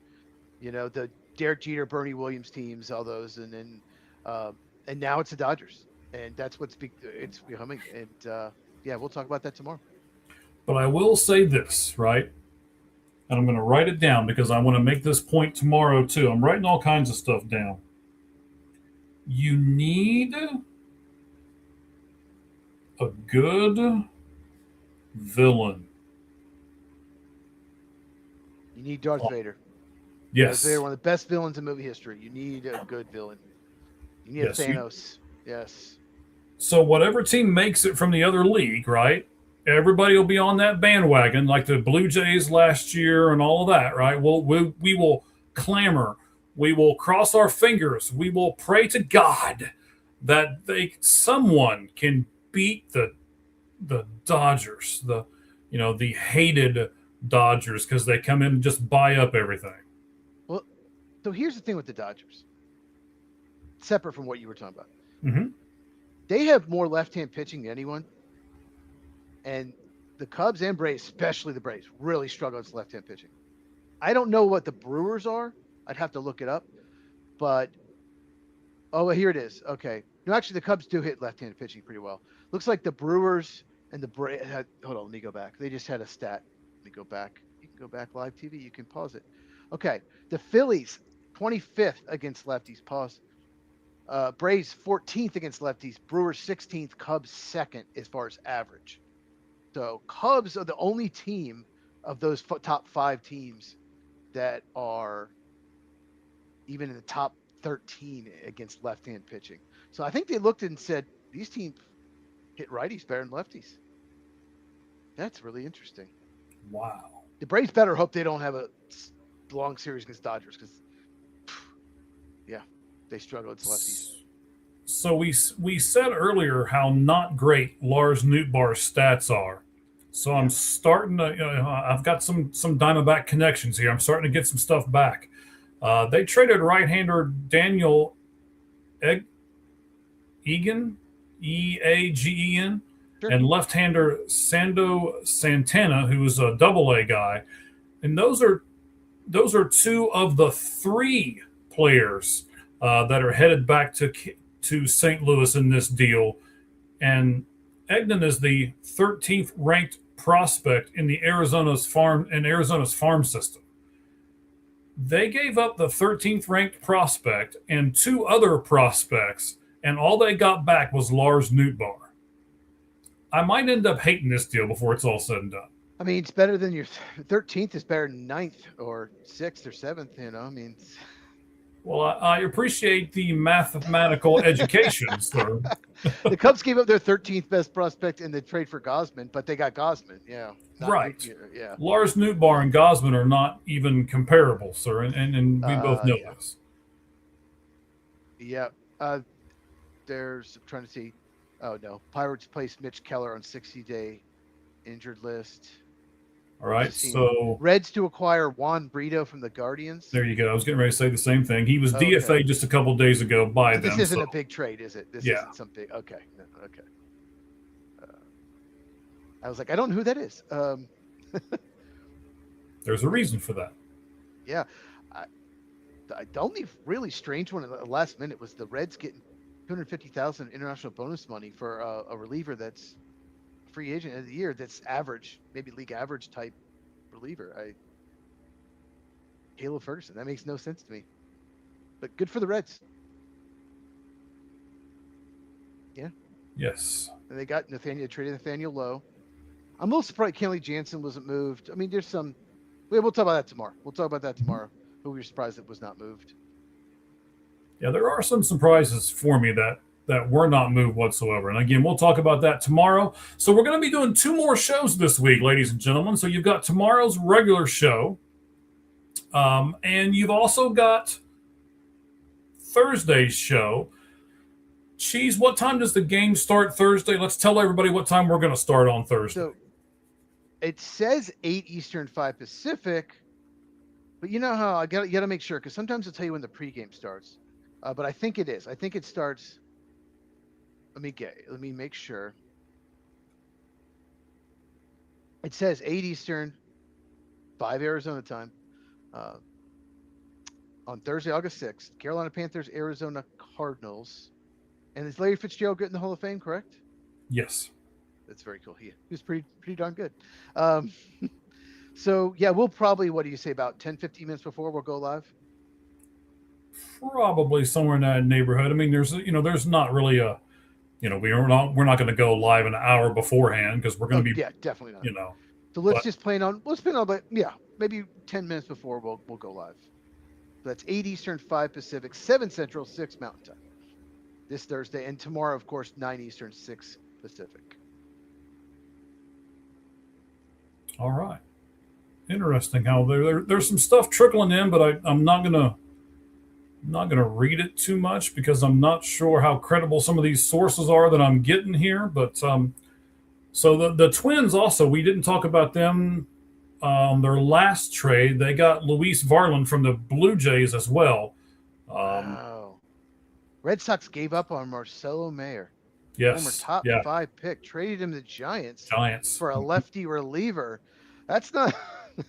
I mean, it's pretty good lefty reliever. He is, but still, that's one of those trades where it's like, the Giants are betting on Mayer's upside, and the Red Sox took what they could get, I guess.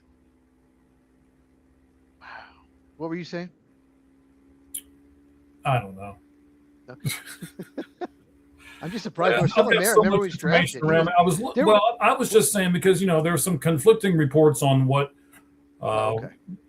some of the returns are for some of these guys here towards the end, but they're not necessarily credible sources, so I'm not sure. I was not going to read it on the air because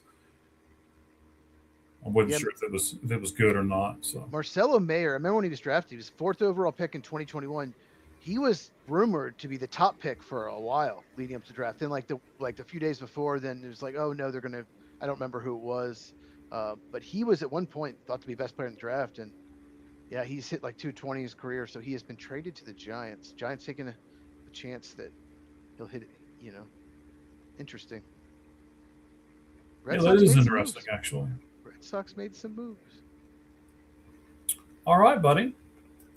I'm going to hit one more spot here, refresh it, and make sure. Yeah, they traded Eric Miller, by the way, was the reliever that they got back in that Mayer trade from the Red Sox.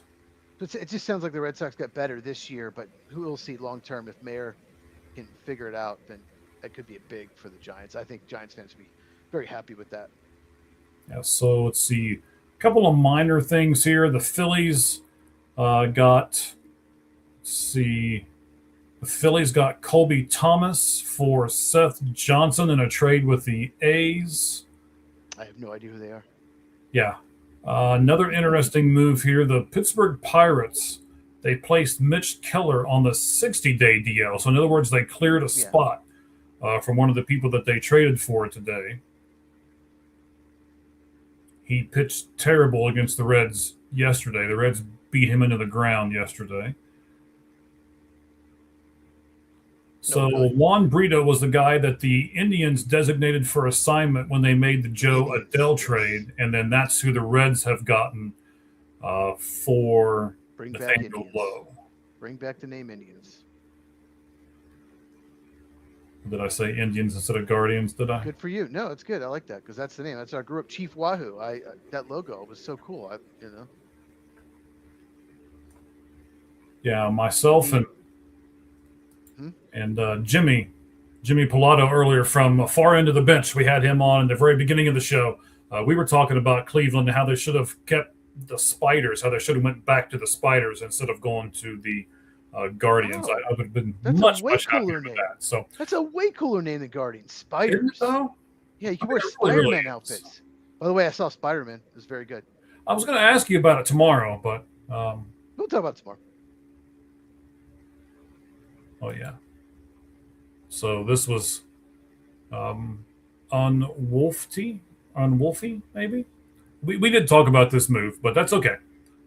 Caleb Ferguson in the trade. They got $250,000 worth of international bonus money. Yes. Good for the Reds because he's a rental. The only thing I can think of is the Cardinals haven't used all of their international bonus money, and that he's replacing Jojo Romero just in case they, even though they trade May and Nootbaar, maybe we just need another lefty reliever here. Have the money. I don't know. It just doesn't make much sense. But good for the Reds to get them, because Caleb Ferguson, like I said, he's free agent end of the year. So I want to look at the wild card standings in each league real quick, and then we're gonna kind of bid everybody adieu here. So right now, if the season ended today at the end of the trade deadline, Tampa Bay, Chicago White Sox, Houston Astros, they would be the 3 division winners. Okay. The 3 wild card winners in the AL are the Yankees, the Red Sox, and the Guardians. Next is the Twins. They're only a game out, by the way, of the last wild card spot. Okay. The Rangers, who sold off some players today, are a game and a half out. So I would think that kind of means they're waving the white flag, right? They could have traded more though, but possible. Okay. I mean, they've lost 5 straight. They're not playing well at all. Correct. The Mariners are next. They're 2 games out. They did a little bit of both. Then Baltimore's 2.5 and Detroit's 2.5. So I would think now in the American League, you've only got Minnesota, Texas, and Seattle that are competing for that final spot, because I don't think anybody's going to get the Yankees on the way Boston's playing. I don't think anybody is going to get Boston. You know the stat that I'm probably going to go to. Minnesota is a negative 29 run differential. The Rangers are a negative 36, but yet the Mariners are a plus 3. You and I picked the Mariners to win that division. Do you think they can come back and get this wild card spot, or do you think that either Cleveland or Minnesota will take it from them? They can. I don't think they are going to. No, I don't. I don't. I think with Cleveland's moves, I think they're probably going to get it. We'll talk about that tomorrow. We'll pick our top 6 teams, but I don't know, something not just that Seattle team just is not gelled this year at all. I mean, just Taylor Ward, okay, that's okay, but they needed a bigger bat than that. And the run differential for Detroit is insane. It doesn't make any sense. Yes, you're right. I saw it. I didn't say anything, but I saw it. So let's go to the National League for a moment as we kind of wrap everything up. We'll talk about this. We'll review the 2 shows we're going to be doing later on this week, and then we'll bid you guys adieu here in the next 5 minutes or so. Milwaukee Brewers, Los Angeles Dodgers, and Atlanta Braves would be the 3 division winners right at the moment. The 3 wild card winners in the National League would be the Cubs, the Diamondbacks, and the Phillies. Interesting there. The Diamondbacks really didn't do a whole lot. The Phillies did. Your next teams, the Padres are only a game out. They're, by the way, 8-2 in their last 10. The Phillies are 3-7. Just looking at some of the records here. The Miami Marlins were next, but they sold off a couple pieces today, so I think they're kind of waving the white flag. The Pittsburgh Pirates added, even though they're 3.5 out, so they're still thinking maybe they're in the race. The Cardinals are 4. They definitely waved the white flag with everybody that they traded. The Nationals traded away, Luis Garcia Jr., right? So I think they're kind of waving the white flag, and they also traded Foster Griffin away. And then you've got the Reds at 5.5, and they really didn't make any moves. So they're kind of saying maybe we can still get into it. So you've got the Padres, the Pirates, and maybe it's just the fandom guy in me, but I'll throw the Reds in there. Any of those teams, Cheese, really stick out to you and say, yeah, they've got a chance to jump up there and grab that last spot? I think Pittsburgh's got a shot with all the pitching moves they made. They really improved the bullpen. So clearly, yeah, Miami's going to drop off, obviously. It'll be interesting to see if the Padres keep it up. But one thing about the National League that I noticed, I don't think the Reds, I don't. But one thing I noticed, I think all those divisions are done in the National League. I think they've all won. I don't think there's any way Phillies are catching the Braves, Cubs are catching the Brewers, Diamondbacks, Padres catching the Dodgers. It's not going to happen. Like, I think we already know who the division winners are in the National League, and that's crazy. In the American League, they're still way all up for grabs. So they're just all huge leads. Yeah, so it'll be interesting to see how the rest of the Major League Baseball season unfolds as well. I do want to do this. I usually don't do a whole lot of this kind of stuff, but I think it's a great thing that you can do right at the moment. Let me make sure it's still available, and it is. So right now, you can go to MLB.tv. They have their trade deadline sale on right now. You can get all of the out-of-market teams for the rest of the season for only $34.99. If you haven't already done so, $34.99 is not a bad deal. And I'll be honest, I thought about maybe doing it as well. But I'm really liking the radio calls on XM Satellite, by the way. So I love baseball on the radio, and it's much cheaper. So I think I may just stick with my route and do it that way. But we'll see. We'll see. All right, Chiefs, I want you to preview what are we doing on Thursday, buddy, and then I'll talk about tomorrow, and then we will, unless another trade comes down or something like that, we will pretty much say sayonara, and I'm going to go have some tacos, man. Tacos. Mm-hmm. I got some chicken for tonight. So I know you're shocked. Yes. Thursday night. Shocked. It's the Hall of Fame game, first football game of the year, even though it's preseason. Everyone's excited about it. So we're going to do a watch along. 8 Eastern, 5 Pacific, probably about 10 minutes before we'll go live. And we'll just talk a lot of football. We'll talk a lot about the season coming up, and probably Larry Fitzgerald. We'll talk about him, and Yeah, it'll be a lot of fun. I'll even give you this real quick. It's gonna, I think it'll cover up a little bit of Cheese's face, but here, Okay. I'll show you. This is what gets the preview thing. viewership. Look at that there. Oh yeah, that's nice. Cool. Yes, sir. That'll be what we will be doing tomorrow, or excuse me, on Thursday. And then tomorrow, we're going to do some baseball related stuff. We're going to do some football things that Cheese will come up with. Some of the baseball stuff. We'll talk about the manager who was thrown out during a rain delay. We'll look at should you bunt when there's a no-hitter going on. We'll talk about the Red Sox and the Dodgers, the top 6 teams in each league. And we'll talk about the no trade clause and the 10-5 rights, how that came into play at the trade deadline today. And then Cheese has given me an interesting exercise that I will do for tomorrow's show. I'm going to act as though I am Kevin Gossman and I am a pitcher.